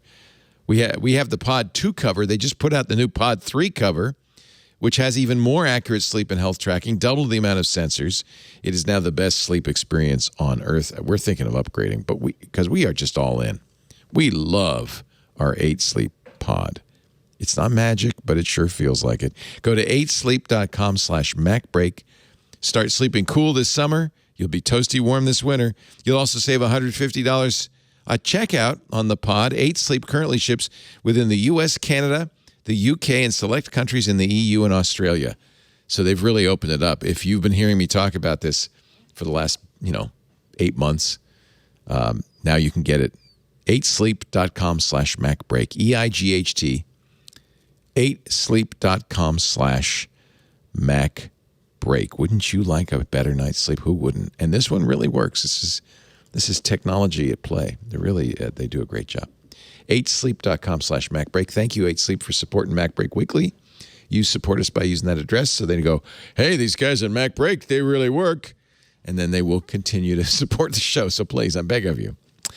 Ars Technica, Kevin Purdy. iOS VPNs have leaked traffic for years. Now, what is the problem? Well, when you turn on a VPN on a device, normally all the connections to the outside world would be shut down and then reopened under the VPN so that all the traffic out of the phone was protected by the VPN. A security researcher says that Apple's iOS devices don't do this. Michael Horowitz says that the problem is that sessions and connections established before the VPN is activated do not terminate. And they continue on, sometimes for a long time. Data leaves the iOS device outside the VPN tunnel. This is not a classic DNS leak. It's a data leak. He confirmed this using multiple types of VPN and software for multiple VPN providers. So it's not really an issue with the VPN you're using. It's the issue with the iPhone. Proton had reported this earlier with iOS 13. Ours added an update from Proton founder and CEO Andy Yen. The fact is, quote, he said, the fact is this is still an issue. Is disappointing to say the least. We first notified Apple privately of this issue 2 years ago. Apple declined to fix it. That's why we disclosed the vulnerability to protect the public. Millions of people's security is in Apple's hands. They are the only ones who can fix the issue. So there is a workaround, apparently, which is to turn the VPN on, then to turn on airplane mode briefly, then turn it off again. By turning on the airplane mode, you'll force all the connections to disconnect. They'll reconnect under the VPN next time around. That, at least I've been told, works. I haven't tested it. So this is from Proton. They said it's almost as effective as manually closing connections when you start a VPN. Use that airplane mode. But we cannot guarantee this 100%. All right. So what do you think? Go ahead, Andy. It's just that it's creepy as hell. Because you expect to see that icon in the menu bar okay, I've got VPN going. That's great. I can trust it. I'm not going to think about this again. The worst, I think, part of what makes this so bad is that it is a very complicated problem. It's not as simple as, it's indicating a VPN when VPN connection tunnel has not been secured at all. It is a set of circumstances where some of your data, unbeknownst to you, might be observable, and it just brings us all the way back to square one. Apple says they have fixed this in 2019, but Horowitz's research is current.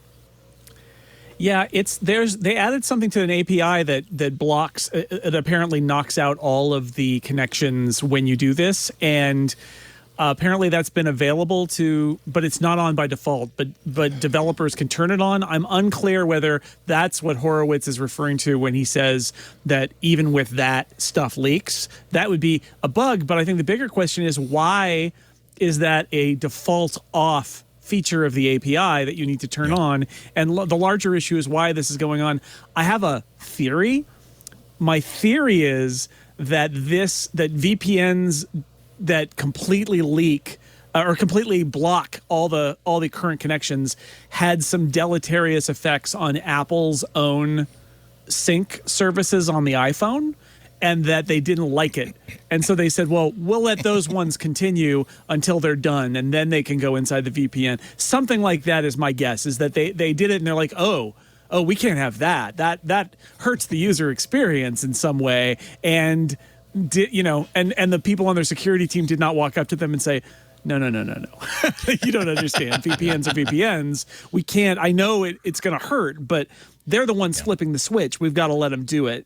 But I don't have an explanation for the fact that this is apparently a feature you can turn on, but that Horowitz still claims that it doesn't actually help. Even when it's turned on? It's a mystery. So even when you turn it on, he's saying that it doesn't help? Or is it? It's unclear, because I don't know if I've seen him directly address that. Apple has said there is this thing that you can turn on that basically is do you want to cut all current connections when I establish a VPN, that is supposed to solve this issue. But the story I read, I think, suggested that a lot of VPN providers aren't using that feature. So the issue is still out there. 9 to 5 Mac has a couple of points on this. One, they say Proton says it is only partially effective. They made that they tried the claimed fix and they found it only partially effective. Amplify says Apple's fix is unstable. When a customer asked them about it, they said, during research and development, we tried to enable this setting, and it instantly caused VPN connection instability.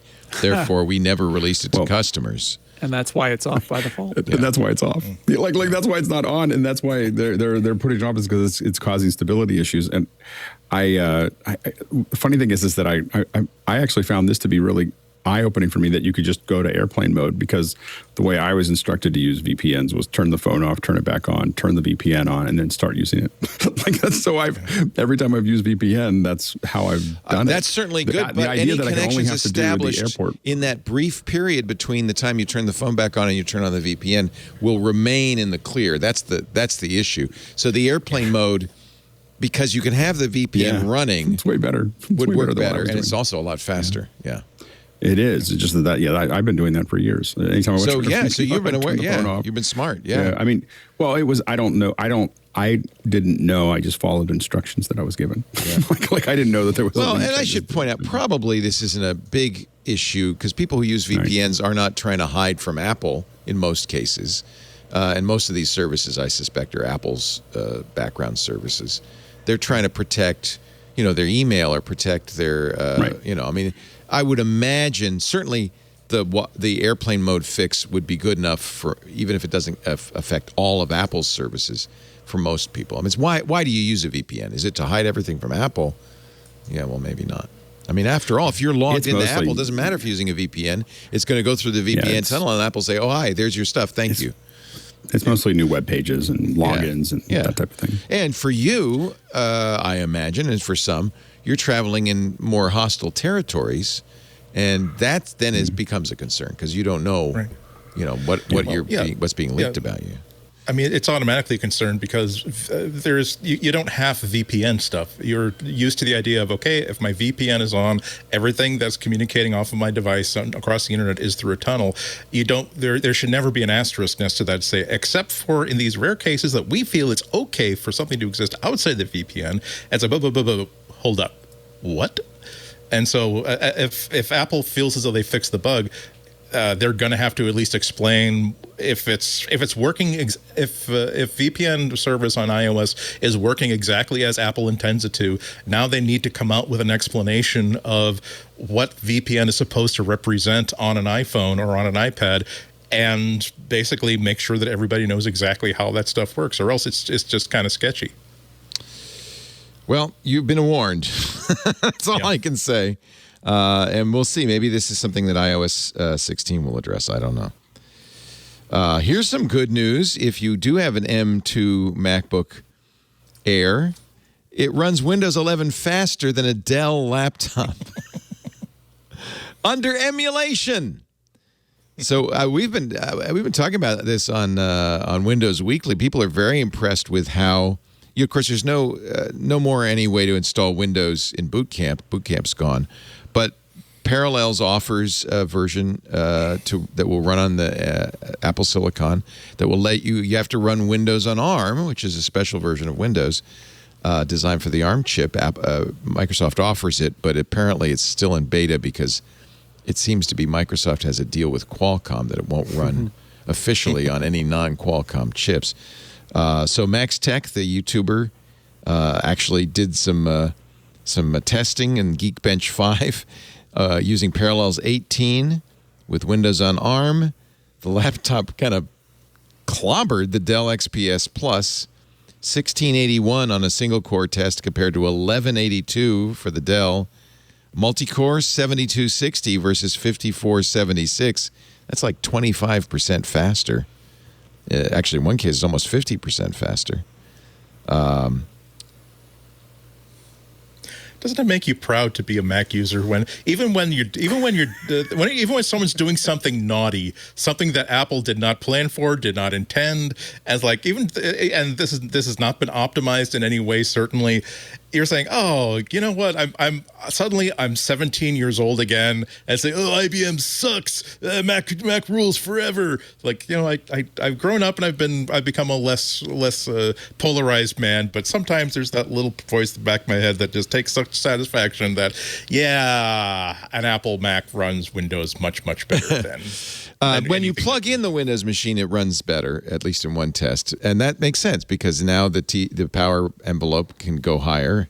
So the Dell will run faster. It also helps those of us who really hate it when they say, well, I'm not buying a Mac, it's too expensive. Because the MacBook Air was $1,600 while the slower XPS Plus was $1,849. So nice test, Max Tech. You're making us proud. Well done. I appreciate how Microsoft makes it so easy to get Windows on ARM using their early release Explorer or whatever it is program. Because this could be difficult. This could be like, oh no, we got to deal with Qualcomm. It's only pre-installed. You can't really get it. You got to know somebody. You got to lift. And they're like, no, you just sign up and get it. It's nudge, fine. nudge, wink, wink. Yeah. And back at Macworld, almost 10 years ago probably, we did a cover that was the world's best PC. Yeah. It's a Mac. Yeah. And it's I figured with the leaving Intel behind, that would no longer be the case. It's nice to know it's still true. Still got it. Yep. Yeah. And it's unknown how that's pure speculation that it was an exclusive deal with Qualcomm. Yeah. But it's unknown how long that deal will continue to run. But hey, no problem. You just go to download Windows on ARM, and you can download an official copy. It's amazing. Run it in Parallels. And all the Mac virtualization programs support it too, right. Of course. Yeah. And so everybody's just like, it's just wink, wink, nudge, nudge, and here we are running Windows on ARM on a Mac. Yeah. And one of the reasons it runs so well is it isn't really running an emulation, is it? It's an ARM. Mac, the Apple Silicon's an ARM chip. Virtualization, right? And then there is Microsoft has some emulation in it. That's actually an interesting point too. Is that any emulation being done is being done by Microsoft's emulation engine, which would make sense, Hyper-V, right? Because they want to. They're the ones who control that. So even on that, you would be getting the best in class emulation of Intel processing, which is inside Windows. Yep. And how does it handle really graphics intensive processes, in that kind of emulation? I think you should do a YouTube video. I don't know. I mean, my understanding is that Windows on ARM is best used with stuff that's compiled for ARM, and I'm unclear what happens when you run into something that's made to be on Intel. It's one thing to be on ARM, but it's another thing to have the way that the M1 and M2 manage, GPUs and CPUs and how they work. It's not as explicit as it has been before. So it just seems like things that wanted to lean heavily on the GPU might not know where to go. Apple. Go ahead. Anything? No, maybe that's one of the things they've optimized a little bit, at least, is understanding how to, Parallels may have figured out a way to tie that. So it just makes the call as needed. I think in the long run, I'm very excited. I really think that Apple Silicon's GPUs are going to come along, and hand in hand with metal, we're going to see a very nice combination there. We'll see. Yeah. Xiaolong Zhang, a former Apple employee, has pled guilty to stealing trade secrets from Apple. He was arrested at the San Jose airport in July 2018, planning to fly to China. He had been working in Apple's Project Titan. He was accused of downloading Apple internal files, a 25-page document, including engineering schematics of a circuit board for an autonomous vehicle. He also is accused of taking reference manuals and PDFs describing Apple prototypes and prototype requirements, presumably to bring them to China. Apple caught him, and he's facing as much as 10 years in prison and a $250,000 fine after pleading guilty. He'll be sentenced in November. Yeah, this has been promoted by the Biden administration and other government organizations as this is one of the reasons why America considers China to be a huge threat. Not necessarily the military threat, but the fact that they are really making a great effort to put people into research positions, put people into industrial positions to get as many secrets as possible and bring them back to China. And so this is why that the CHIPS Act has a section all about it, about saying, look, if you're going to be doing research under government grants, you're going to have to go through training on how to protect your research. Yep. If you're going to be doing research for the government, you are not going to be taking a job or taking grant money from China because it's just going to wind up in the hands of people that we may or may not want it to be in the hands of. And the industrial stuff, it's not their property. They shouldn't be able to do this. So it's absolutely no surprise. Apple first suspected Zhang of stealing trade secrets after he took paternity leave and went to China. When he came back, he turned in his resignation, saying he wanted to move back home to take care of his mother. He planned to work for X Motors, a leading Chinese electric vehicle company. At that point, they cut his access to the network and, of course, just went because they have a lot of logging, and went back and looked at what he had downloaded and what he had access to. One of the things that we've learned from this in the charging documents from back in 2018 was that Apple had 5,000, this is people in the Project Titan, 5,000 disclosed employees, which means they knew about the project, and 2,700 core employees with access to project materials and databases. Doesn't mean they're all working on it, but I would guess the vast majority of those 2,700 people were working in Project Titan 4 years ago in 2018. Yeah. And who knows what they were actually working on, and if the project didn't take a big swerve in a different direction since then. So maybe the stuff they got is valuable to a certain extent, but it's not necessarily valuable in terms of what Apple's developing now. It's not a unique case. Another former Apple employee, Ji Zhong Chen, is also facing charges, allegedly stealing trade secrets from the electric car division in 2019. In that case, Chen, a U.S. citizen, also planned to travel to China. He has not pled guilty. He's going to go to court. Trial date has not been set. So, yeah, I wonder how systematic this is. Sounds like it might be. We've got at least two spies in there. Yeah. And yet the Apple Store employee named Samsung was an absolute peach. He's perfectly fine. He's even auctioning his name badge for charity. You just can't predict these things. So you think Samsung, that was his real name? Yeah. Yeah. That's like he was an actual employee of Apple. Yeah. Like of an Apple store. And here's the auction for his he's even autographed his T-shirt, and there's his employee badge and his business card for the Buchanan Street Apple Store in Glasgow. Samsung. I guess wow. You got to wonder if like when he applied, if they thought that this has got to be we're going to have to do a background check because this could be an alias. we might it could be we're being punked here. Current bid 1,152. Is that Chinese dollars? I don't know what the C is. What's the C? Whose currency is Canadian? that? Canadian. Maybe it's Canadian. No. I don't know.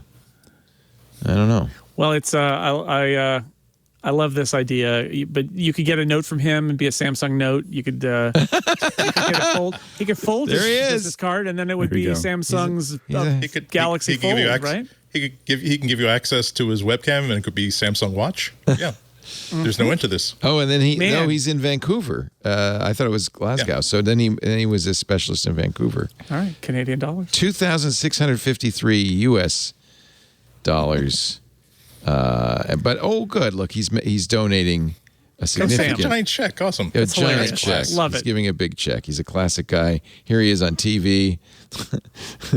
Wow. He's making the most out of it, right? Yep. Yeah, that's great. And you can follow him, Sam the Scot, on Twitter, Instagram, and TikTok for updates. So yeah, in 2010 he worked in Glasgow, and then in 2012 he moved to Vancouver. 2013, I left Apple to pursue a career in recruitment and headhunting. In 2014, I found one of those business cards in a book. I must have used it as a bookmark and auctioned it off for charity. $2,500 US dollars donated to Children's Wish BC and Yukon. Then a family member found one of his business cards from the original store, and it's in excellent condition. I'm assuming he's talking like that. I don't know. And of course, he's going to put up some NFTs on OpenSea if you can't afford the. Of course he is. Of course he is. Love it. Hey, we mentioned, Alex, the passing of John Foster some time ago. Yeah. And I didn't have access to this video, but one of our viewers posted this on the Twit forums, a little memory. Did you see it? Yeah. A little memory of John Foster. Let me play it now. Hey, everybody, but especially Alex and Leo. I was sad to hear that John had passed away. I was a member of Pixel Core back in the day, about 12 years ago, and we had some interactions there.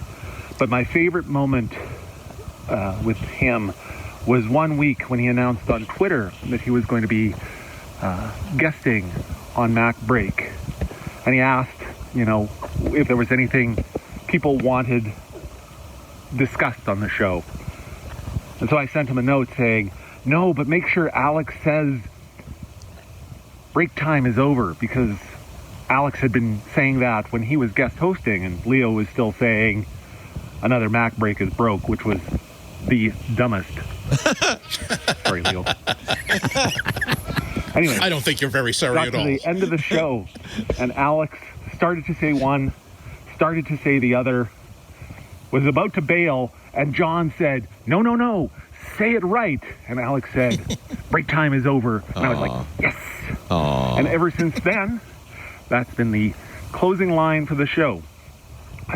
So that's my John moment and my moment of internet fame with MacBreak Weekly. Isn't that great? Hope you guys are having a good day. Thank you. Lovely. Thank you. His handle on the forums is I4Detail. He's a former writer for Macworld Canada, editor of the smallest newspaper ever in northern Canada, but I don't know his real name. But anyway, thank you for that video. It was great. And do you remember that, Alex? Yeah, I do actually. Remember stepping up. We'll go back and find it. I had forgotten that we used to say MacBreak is broke. And I agree, that was pretty dumb. There was a little back and forth for a while. Anytime I showed up, I was like, MacBreak is, it's over. Get back to work. Get back to work, because break time is over. Yeah, so. All right. Well, that's why that was just a simulation, people. It's not the end of the episode. No, just yes. a simulation. Oh, thank you, God. Much more quickly than usual. Don't tune it out. Yeah, exactly. Oh boy. Oh, we still have picks. We still have the picks. Still got a lot more. Okay. Anybody watch House of the Dragon? Yep. Jason, you watched it? Andy? No spoilers. I only saw the first 5 minutes. First 5 minutes? How could you stop? Because it was on my phone. I was like, I don't watch it on your phone. Yes, as it was made for the phone. I got 5 minutes. I got 5 minutes in, and I'm like, I don't want to watch this on the phone. Watching the Quibi version? What the hell? This is the new Game of Thrones. There was even an article in the New York Times saying, "Don't watch it. Season 8 was so awful. Don't watch it." I do think I had to think about it for a little while. I'm still a little bitter about that. But apparently, season 6 through 8, 10 million people took it seriously and watched it, and so they basically got the same ratings as Game of Thrones did when it premiered. But it went up from there. So we'll see how this. It's the biggest start, according to HBO, for a series in HBO's history. It started a little slow. I think by the end, I was pretty stoked to watch more. Yeah, I was definitely on the fence about it. I watched all of Game of Thrones, and I even did a episode by episode podcast for like the last 5 seasons or something like that. So I retired from that. Just watched as a regular civilian, which was great. To watch a TV show without taking notes was amazing. And by the end, I was like, all right, I will watch more. Where I was not entirely convinced of that going in. And just for the record, the people who ran the original Game of Thrones show are not involved, and you can use that as a positive or a negative. But I think a lot of people right now would say positive that those guys are not involved. Yeah, I thought they were very good showrunners. With George R.R. Martin being involved too. It's based on his prequel book, right? He wrote a book. Exactly. He wrote basically like a history book of the backstory for Game of Thrones, and they're using some of that as the material, like the details, and then they have to pour in a lot of detail, right? Because it's really more about the high level stuff that George R.R. Martin did. But they have a lot of latitude, a lot more latitude actually than the Game of Thrones producers did in terms of what happens, because there's not a lot of detail in those books.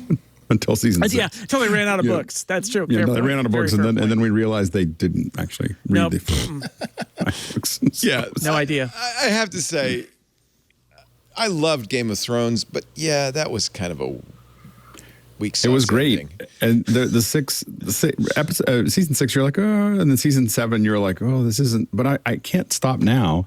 Right. And then season 8 was like, what did they just do? And the rumor is that they, the showrunners were getting ready to go do something else. They didn't want to do. I mean, HBO wanted to do another 2 more years after the one, and they just wanted to close it up. They just were like, let's wrap this up and move on to the next thing. HBO has 5. They didn't have any books to live up to, right? HBO has 5 other Thrones spin-offs in development. 5. Right. 5. So the good news is they really have to make this one work, and so they're going to spend all the monies. Those dragons are going to look amazing. I'll say, I mean, it would be malpractice not to have that stuff ready to go, right? Because a franchise, if people are still receptive to this show, they're going to have some other ones out there. I'll just throw out there is one of the things in development is based on a series of novellas by George R.R. Martin. It's the Dunk and Egg stories, which is like Dunk is a kind of an accidental hedge knight, and Egg is this kid who has a very interesting Targaryen-related backstory. I just read those novellas. They're really great, and the guy who's developing that show is Stephen Conrad, who did Patriot. And if you haven't seen Patriot, it's on Amazon Prime Video. It is so great, starring Michael Dorman. It is one of the underappreciated drama series of the last couple of decades. It's weird and funny, but also it's about spies. It's about sad spies. That's what Patriot is about. It's about sad people who are spies. And I try to imagine Stephen Conrad writing a Game of Thrones spinoff, and then I think about this weird almost buddy adventure comedy with Dunk and Egg, and I think I really want to see that show. So I hope it does well, because I want to see that other spinoff, because that sounds really weird and potentially great. Well, I've learned a lot now about the Song of Ice and Fire. Let me give you the TV. Did you like that, Leo? Did you like that moment where they say they called it the Song of Ice and Fire? Oh, I love that moment. That was hysterical. That's when you elbow the person next to you on the sofa and said they said the name of the series. I did. That was I it. The Song of Ice and Fire? That's the Song of Ice and Fire. Yeah. It is kind of weird though that they've got these 5. You say they've got these 5 other series. Meanwhile, they've axed the Batgirl movie. They've axed all animation. So the new Batman animated series is gone. The new Bugs Bunny. Did you see John Oliver's piece this weekend? Of course, he's on HBO, so he's kissing. Yeah. He's biting the hand that feeds it. He called HBO basically a tax dodge. Well, it's all. I mean, right? The Batgirl thing. They were making original movies for HBO, and the new management doesn't want to make original movies just for streaming. And the animation is perplexing, especially since they claim that they're super into Matt Reeves and his Batman movie, and they want to make another one, but Matt Reeves was working on this animated series and they killed it. Although potentially they might shop that around to some other outlet, but it is perplexing. And yes, at least one of these Game of Thrones spinoffs that's in development is animated. So I think the answer is it's how many bets do they want to place on various franchises inside and outside of the HBO universe? Because also keep in mind, I think they're trying to not mess with HBO proper, because they feel like that's the crown jewel, and some of the DC projects are a little bit outside of HBO proper and maybe more fair game. But who knows? They're stumbling all over everything over there. And DC has not had the strongest track record, and so I think that if they really didn't think that the new movie was going to go well, I think they're thinking more of the brand, because they did spend $90 million on it. So they didn't. I don't think it was flippant. I think they're looking at the overall brand and decided that whatever happened there. I mean, we may never know what happened to that movie, but sometimes they just turn into train wrecks. There's too many requests, too many changes, too many things, and instead of just putting it out, they decided to bury it. Someone burying a $90 million movie is a big bury. That's not over something small. What I heard was that it was made for streaming, so they didn't have some big action set pieces that you would need to make it be theatrical, and that its death was partially because they said, look, analyze this movie. Can we make it feel like a theatrical release, and how much would that cost? And they got back an answer they didn't like, and then they said, well, just forget it, because they seemed to just be really committed to not releasing it as a streaming thing. And the knock against it, somebody said, is it felt a little bit like a pilot episode for a CW series. And that's really mean to say that, but I mean, there's probably some truth in that. It was basically a made-for-TV movie, and they decided they didn't want to play that game anymore. The reality is $90 million is a lot for a TV movie, but not very much for a action film. Yeah, it's a tweener, right? And they, again, the current management didn't spend the $90 million, right? It was the previous management. And the new management, and they basically said, look, this isn't usable right now based on your strategy, and so we're going to need more money, and they're like, stop right there. You're not getting more money, and they killed it. So it's too bad. I think it's too bad, but it's really like it fell right in between the strategies that the new management has, and so they just decided to pull the plug. Yeah, and the old Hollywood saying is that the only thing worse than a failure is losing money on a failure that was someone else's idea. So even if it had succeeded, you wouldn't be able to take the credit for it. So you're just a dummy who instead of blaming the previous administration and saying, yeah, we don't want to put bad money after good. So yeah. In the TV realm, Apple has failed in its bid for Big Ten streaming.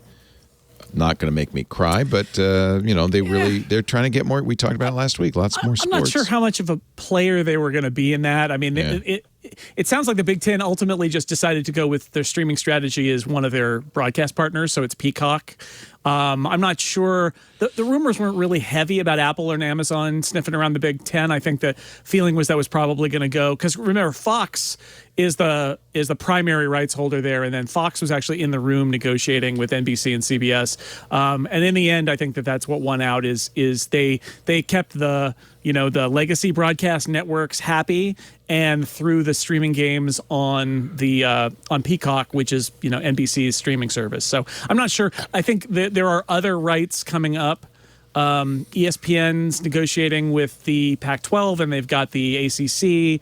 And the Apple and Amazon are heavily rumored for those, although it'll probably all just go to ESPN and ESPN Plus. But Apple, regardless of this deal and the other college football deals, make no mistake, Apple is going to write some big checks. We've talked about it here in the last few months. There are going to be a lot of big checks written for sports, because Apple thinks live sports is a way to get people to sample Apple stuff that who haven't sampled it up to now.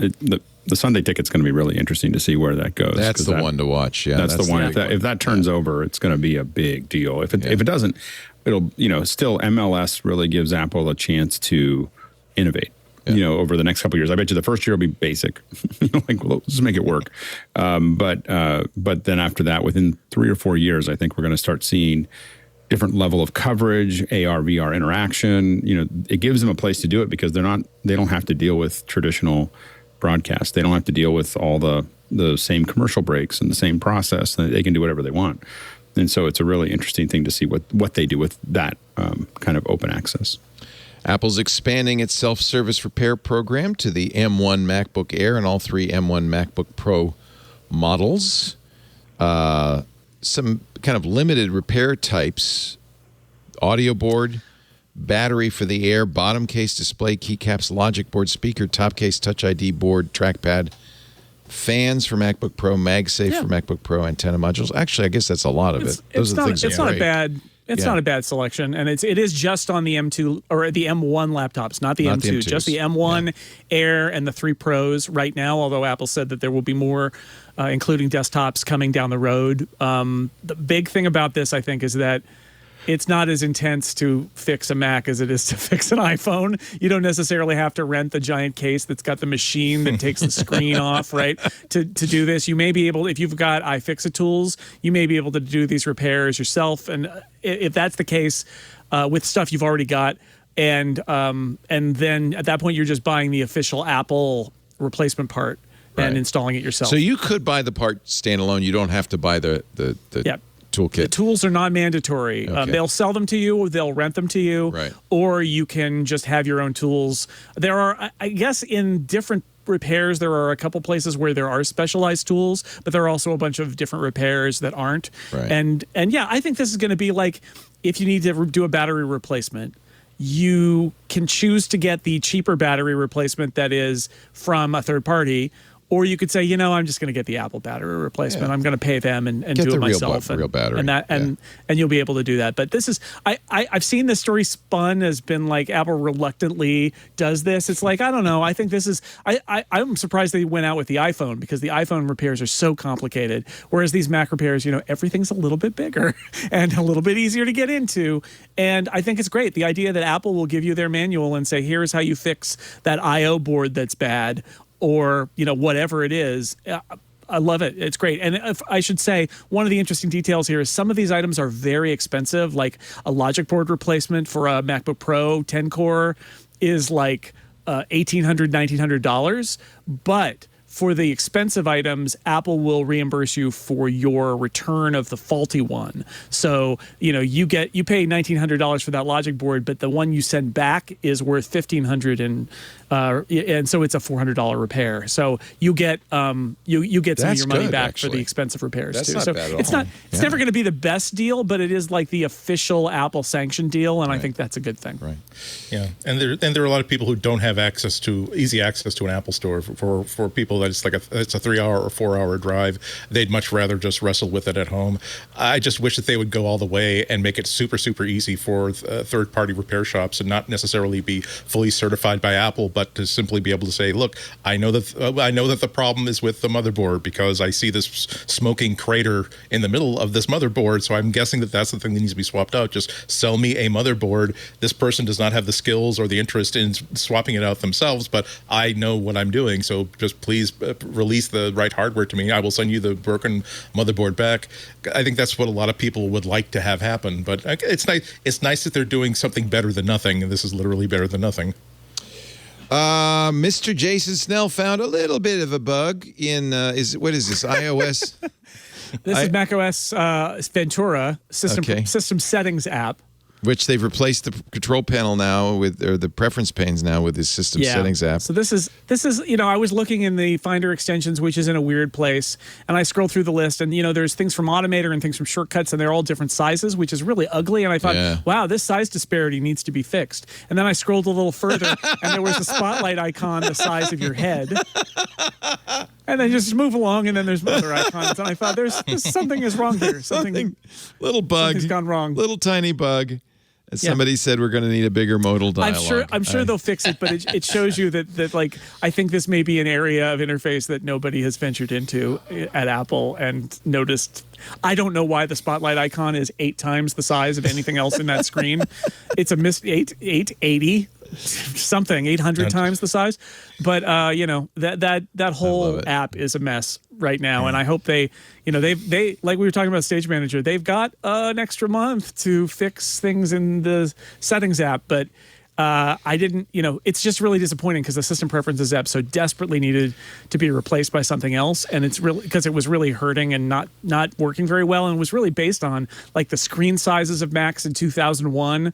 And they give us the settings app, and it's so dispiriting because it doesn't work right, and it still doesn't take advantage of the screen sizes we have today.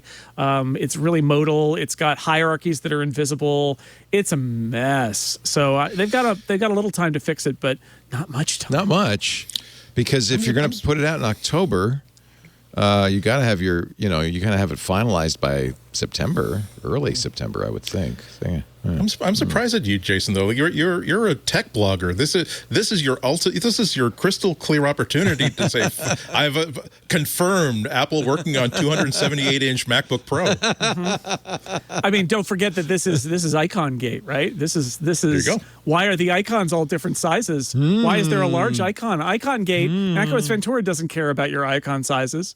Well, I'm sure somebody will write that. I'm going to guess there was a missing asset, and it just picked the next one up. It was a little bigger than they expected. It could be. And I went in there because I very specifically, like, this is one of those weird areas where you've got stuff that you used to be able to plug into the system from Automator. And these are Automator actions, and I use those to automate all sorts of stuff in the Finder. And those are these little icons that you set. And they changed it a little bit when the touch bar came out, but basically they're the same. And then there's shortcuts you can put in there now. And they cool. share that space. And that's great. Except the icons are like, these are black and white, and these are color, and these are big, and these are little, and they're all kind of mishmashed together. And there's nobody apparently to say, well, wait a second, this looks terrible. We need to fix this. That's where you'd get a call by Steve Jobs in the middle of the night saying, have you seen the size of the spotlight icon? What's going on? Let's take a break, and then, if you will, your picks of the week coming up next. Our show today brought to you by those great folks at New Relic. I know a lot of devs. I'm kind of their mascot, right? Devs are great. I mean, they're curious. The first to explore new tech. They dig into documentation. They actually read documentation. They want to know not only how things work, but why. And I think that's the group, that's the people who turn to New Relic. New Relic gives you all the data about what you build, the information you need, and shows what's really happening in your software lifecycle. It's a single place to see the data from your entire stack. It really saves you time. You don't have to look at a bunch of different tools and connect them manually. You get 16 tools all within one, and boy, are these powerful, from application monitoring to full stack, and it pinpoints issues down to the line of code. So you know why the problems are happening, and you can resolve them quickly. They are a favorite of dev and ops teams at DoorDash and GitHub and Epic Games. More than 14,000 companies use New Relic to debug and improve their software. When teams come together around data, New Relic allows you to triage problems, be confident in the decisions you're making, and reduce the time needed to implement resolutions using data, not opinions. And isn't it what we really want is data? Use the data platform made for the curious. Right now, you get access to the whole New Relic platform and 100 gigabytes of data per month, free forever. Yes, no credit card required. Just go to newrelic.com/MacBreak,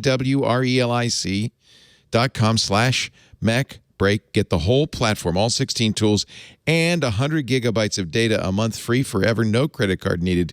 newrelic.com/MacBreak. Thank you, New Relic, for supporting MacBreak Weekly. You support us when you go to that address, newrelic.com/MacBreak. Alex Lindsay, pick of the week time.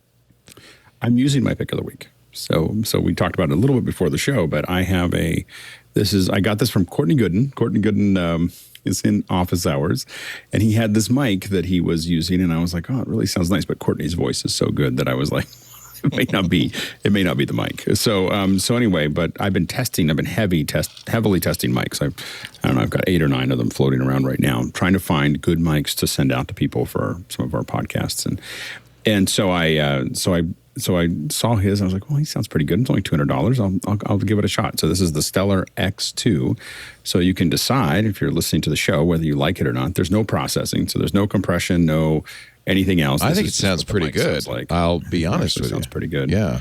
Yeah. So it's a large-ish diaphragm mic. It's designed to sound a lot like or a U87, the Neumann U87. And so that's kind of what they were shooting for, I believe. They don't say that, of course, on their website, because that would get them in trouble. But anyway, but it's a Stellar X2. It's $200. They have a new one that's an X3 that, now that I saw it, I was like, why didn't I just get that one? But this is a really good one. But I will say, for $199, this is probably the best sounding mic that I've gotten. Yeah, for that price, wow. Yeah. And a lot of the folks decided it sounded better than my Neumann, which you I think you said at the beginning of the show. It does sound better. I felt like the Neumann was a little tubby. It sounds better, yeah.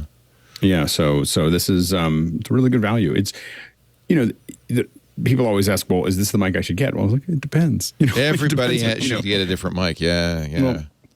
Well, that's one of the things I did is I started getting all these mics because I was like, I want to be in the same place testing a whole bunch of different mics and figure out like, how does my voice sound with these mics in this environment? Like I opened this up, I was traveling on Thursday and Friday, so I was jumping into office hours from a hotel that looked really good on hotels.com. And when I got there was no carpets, no nothing. Like it was very hard. And I was like, well, this is going to not be great audio. And when I started listening to it, I could hear the whole room with this mic because that's the problem with condenser mics. Yeah. But then I switched over to a dynamic and it was fine. Yeah. Right. And I also hung the comforter over the TV, which turns out to be a great way to stop audio from bouncing off of the wall. And but anyway, the point is that it is in a quiet environment where you have a little bit of something to suck up some of the reflections. I think it's a really good mic I think it's the best mic I've had for the price. For one. Yeah, no kidding, for $200.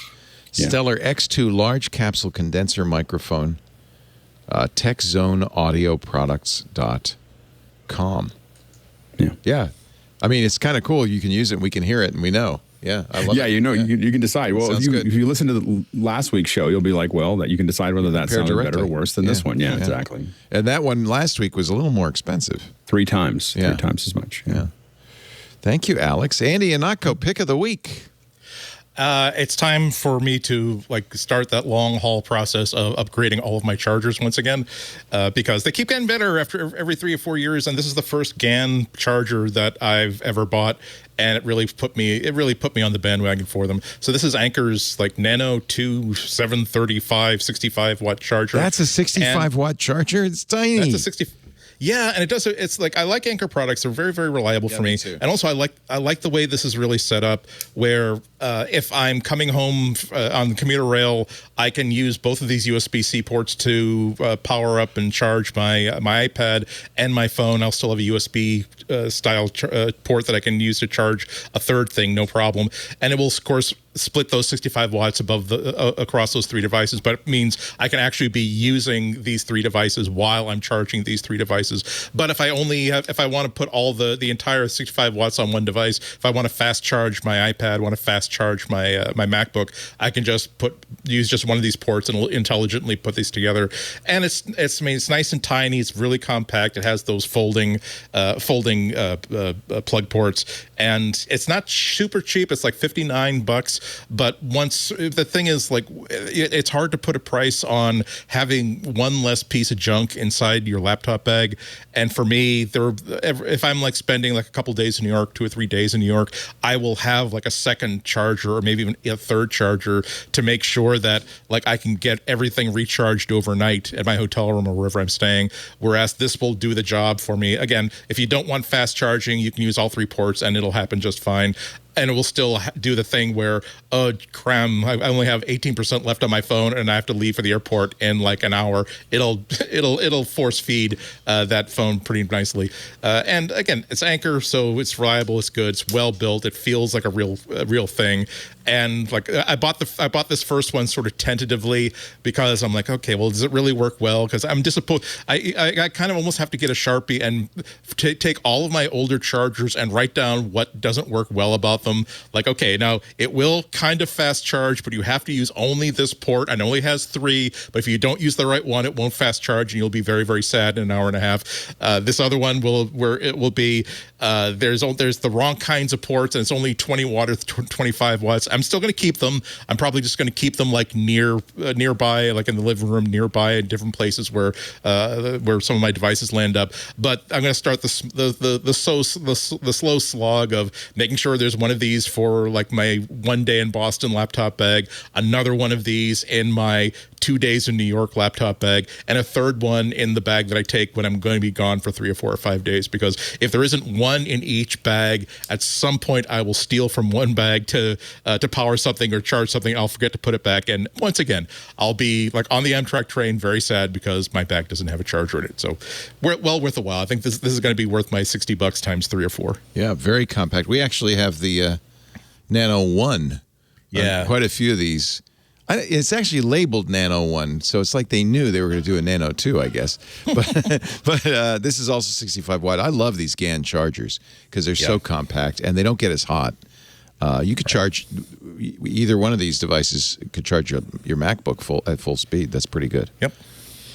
Thank you, Anchor. And I see they have a coupon code for $14 off right now at the website. So this might be the time. I bought the first one at full price from Amazon, and now, fortunately, this show has saved me $14 because maybe I'll just buy both of them right now. Now's the time.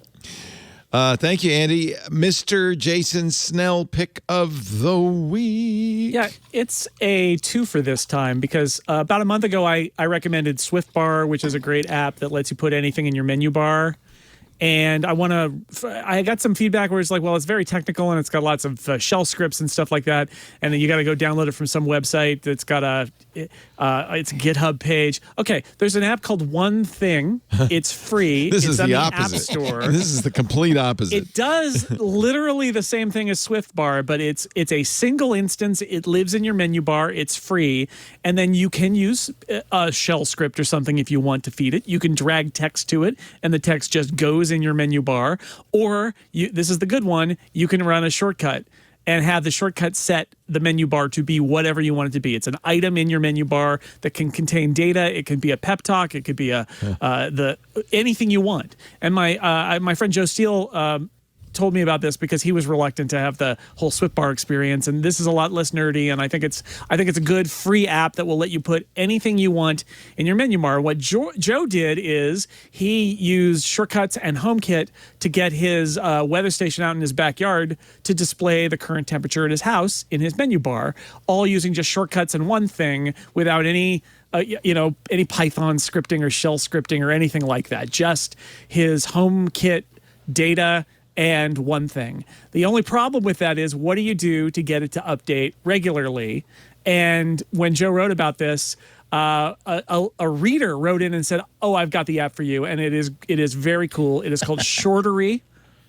Shortery is the feature that totally should be in Shortcuts on the Mac and isn't yet, which is it's a free app with in-app purchase, and it lets you do automation for shortcuts on the Mac. So based on different changes on your Mac, or just based on time, run this shortcut every 20 minutes. So you could set it up to check your weather in your backyard and update One Thing every 15 minutes, every 20 minutes, for as long as your Mac is up and running. But you can do lots of other things. And this is a thing that there's some automation. It's limited, but there's some automation for shortcuts on iOS. But on macOS, there's nothing.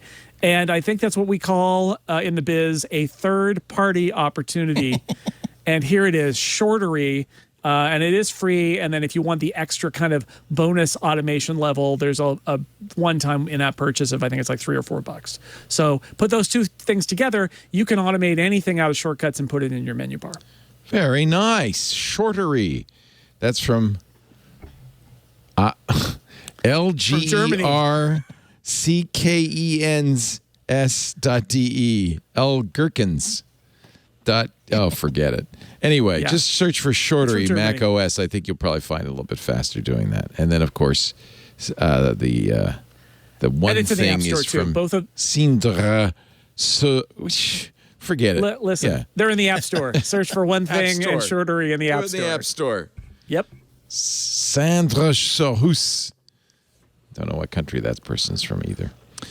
Thank you, Jason Snell. You'll catch Jason at work and play at sixcolors.com. He is prolific, to say the least. He's going to be busy soon. Getting busy. You also can listen to his podcasts. He's got a whole podcast page there and many, many podcasts. But actually, if you just go to sixcolors.com, when they come out, he makes that a post there. So it's an easy way to keep up with what Jason's up to. Thank you, Jason. It's a real pleasure. Thank you, Leo. Andy and Akko, when are you going to be on GBH next? Got a little bit of a summer break. I'm off this week, and then the whole show is dark next week and repeats for their summer break. But first Friday after Labor Day, I'll probably be talking about the iPhone news and other things from the Apple event. Go to wgbhnews.org, and you can actually see the last time I was on just last week and see all the previous things they've done. And, of course, anotco.com, which will soon be blossoming into a new host next flower. week. Yep. Oh, yeah, nice. IHNATKO. Alex Lindsay is the maitre d' at Office Hours at officehours.global. You do amazing things over there. We had such a great morning this morning. Synthesizers. So Carl Asmussen is one of our members from Adelaide, Australia. And so he gave us a half an hour overview of how a synthesizer works. He had an analog synthesizer with a camera over top of it, and he's just walking through like, this is how the oscillator works. This is the LFO. It had the amp, all the thing, how the envelopes feed into it, and he gave us this kind of great overview. It's the second hour because the first hour is always just us answering questions. Here's the synthesizer. But so he's kind of. So it's like a half an hour of a breakdown, and we're getting ready to do. And it doesn't matter when I press the button.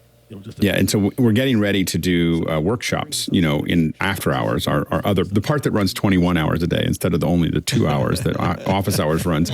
So he was showing that off, and then when we started answering questions, I realized we have Courtney Gooden, who we were talking about earlier with the mic, who's done he goes, I used the synthesizer for the effects for Honey, I Blew Up the Kid. So he's talking about that. And he's out of LA, and then Nick Batt. And Nick Batt is he's from DNA. They're most known for Tom's Diner, Suzanne Vega's, kind of dance version of Tom's Diner. Yeah. So Nick Batt, who was part of DNA that did that, as well as working with Goldfrapp and others, he's on there answering questions about this stuff. And then Carl was answering it from answering questions from Australia. So I was like, we got 3 continents like sitting there answering people's questions about synthesizers, and we're gonna be doing, it was crazy. It was just a crazy experience, and it got really geeky. I mean, people kept on throwing questions about synthesizers. I was like, oh, they're going to stump these guys. Not a one. Like, these guys dug in like, no, well, actually, and they got in these deep philosophical answers about synthesizers I'd never heard of before. So it was about why this one's good and bad and what it does and where it came from and why it was there. And so it's just, we're going to do this once a month. It's just synthesizers on our audio days, which are typically Tuesdays. So anyway, a lot of fun. If you're interested, officehours.global. You can get an invitation to join the Zoom conference live or watch it after the fact. There's YouTube as well. Yeah. Officehours.global. And if you want to hire Alex to do his thing, 090.media is the place. Thank you, all 3 of you, for joining us. We do MacBreak weekly on Tuesdays at 11 a.m. Pacific, 2 p.m. Eastern Time, 1800 UTC. You can watch us do it live. Be the very first person to hear MacBreak Weekly in your friend group by going to live.twit.tv. You could chat live at irc.twit.tv. Of course, club members can also chat with us in the Club Twit Discord. That's a fabulous place to hang out. Thursday, we're going to be doing Stacy's Book Club, and I am rushing through Clara and the Sun because I want to be there for that 9 a.m. Pacific on Thursday. This is for club members. We do a lot of interesting things in the club. We have shows that appear only in the club, like Hands on Mac with Micah Sargent, Hands on Windows with Paul Thurrott, the Ultimate Linux Show with Jonathan Bennett. We also do the GizFizz with Dick DiBartolo. Those all appear on the Twit Plus feed. Also, as a member, you get ad-free versions of all the shows. I think this is a lot of content for $7 a month, and that $7 a month is very helpful to us, both in developing new shows and in just supporting the network as a whole. It really helps. So, if you're not yet a member of Club Twit, I urge you, I invite you, I beseech you.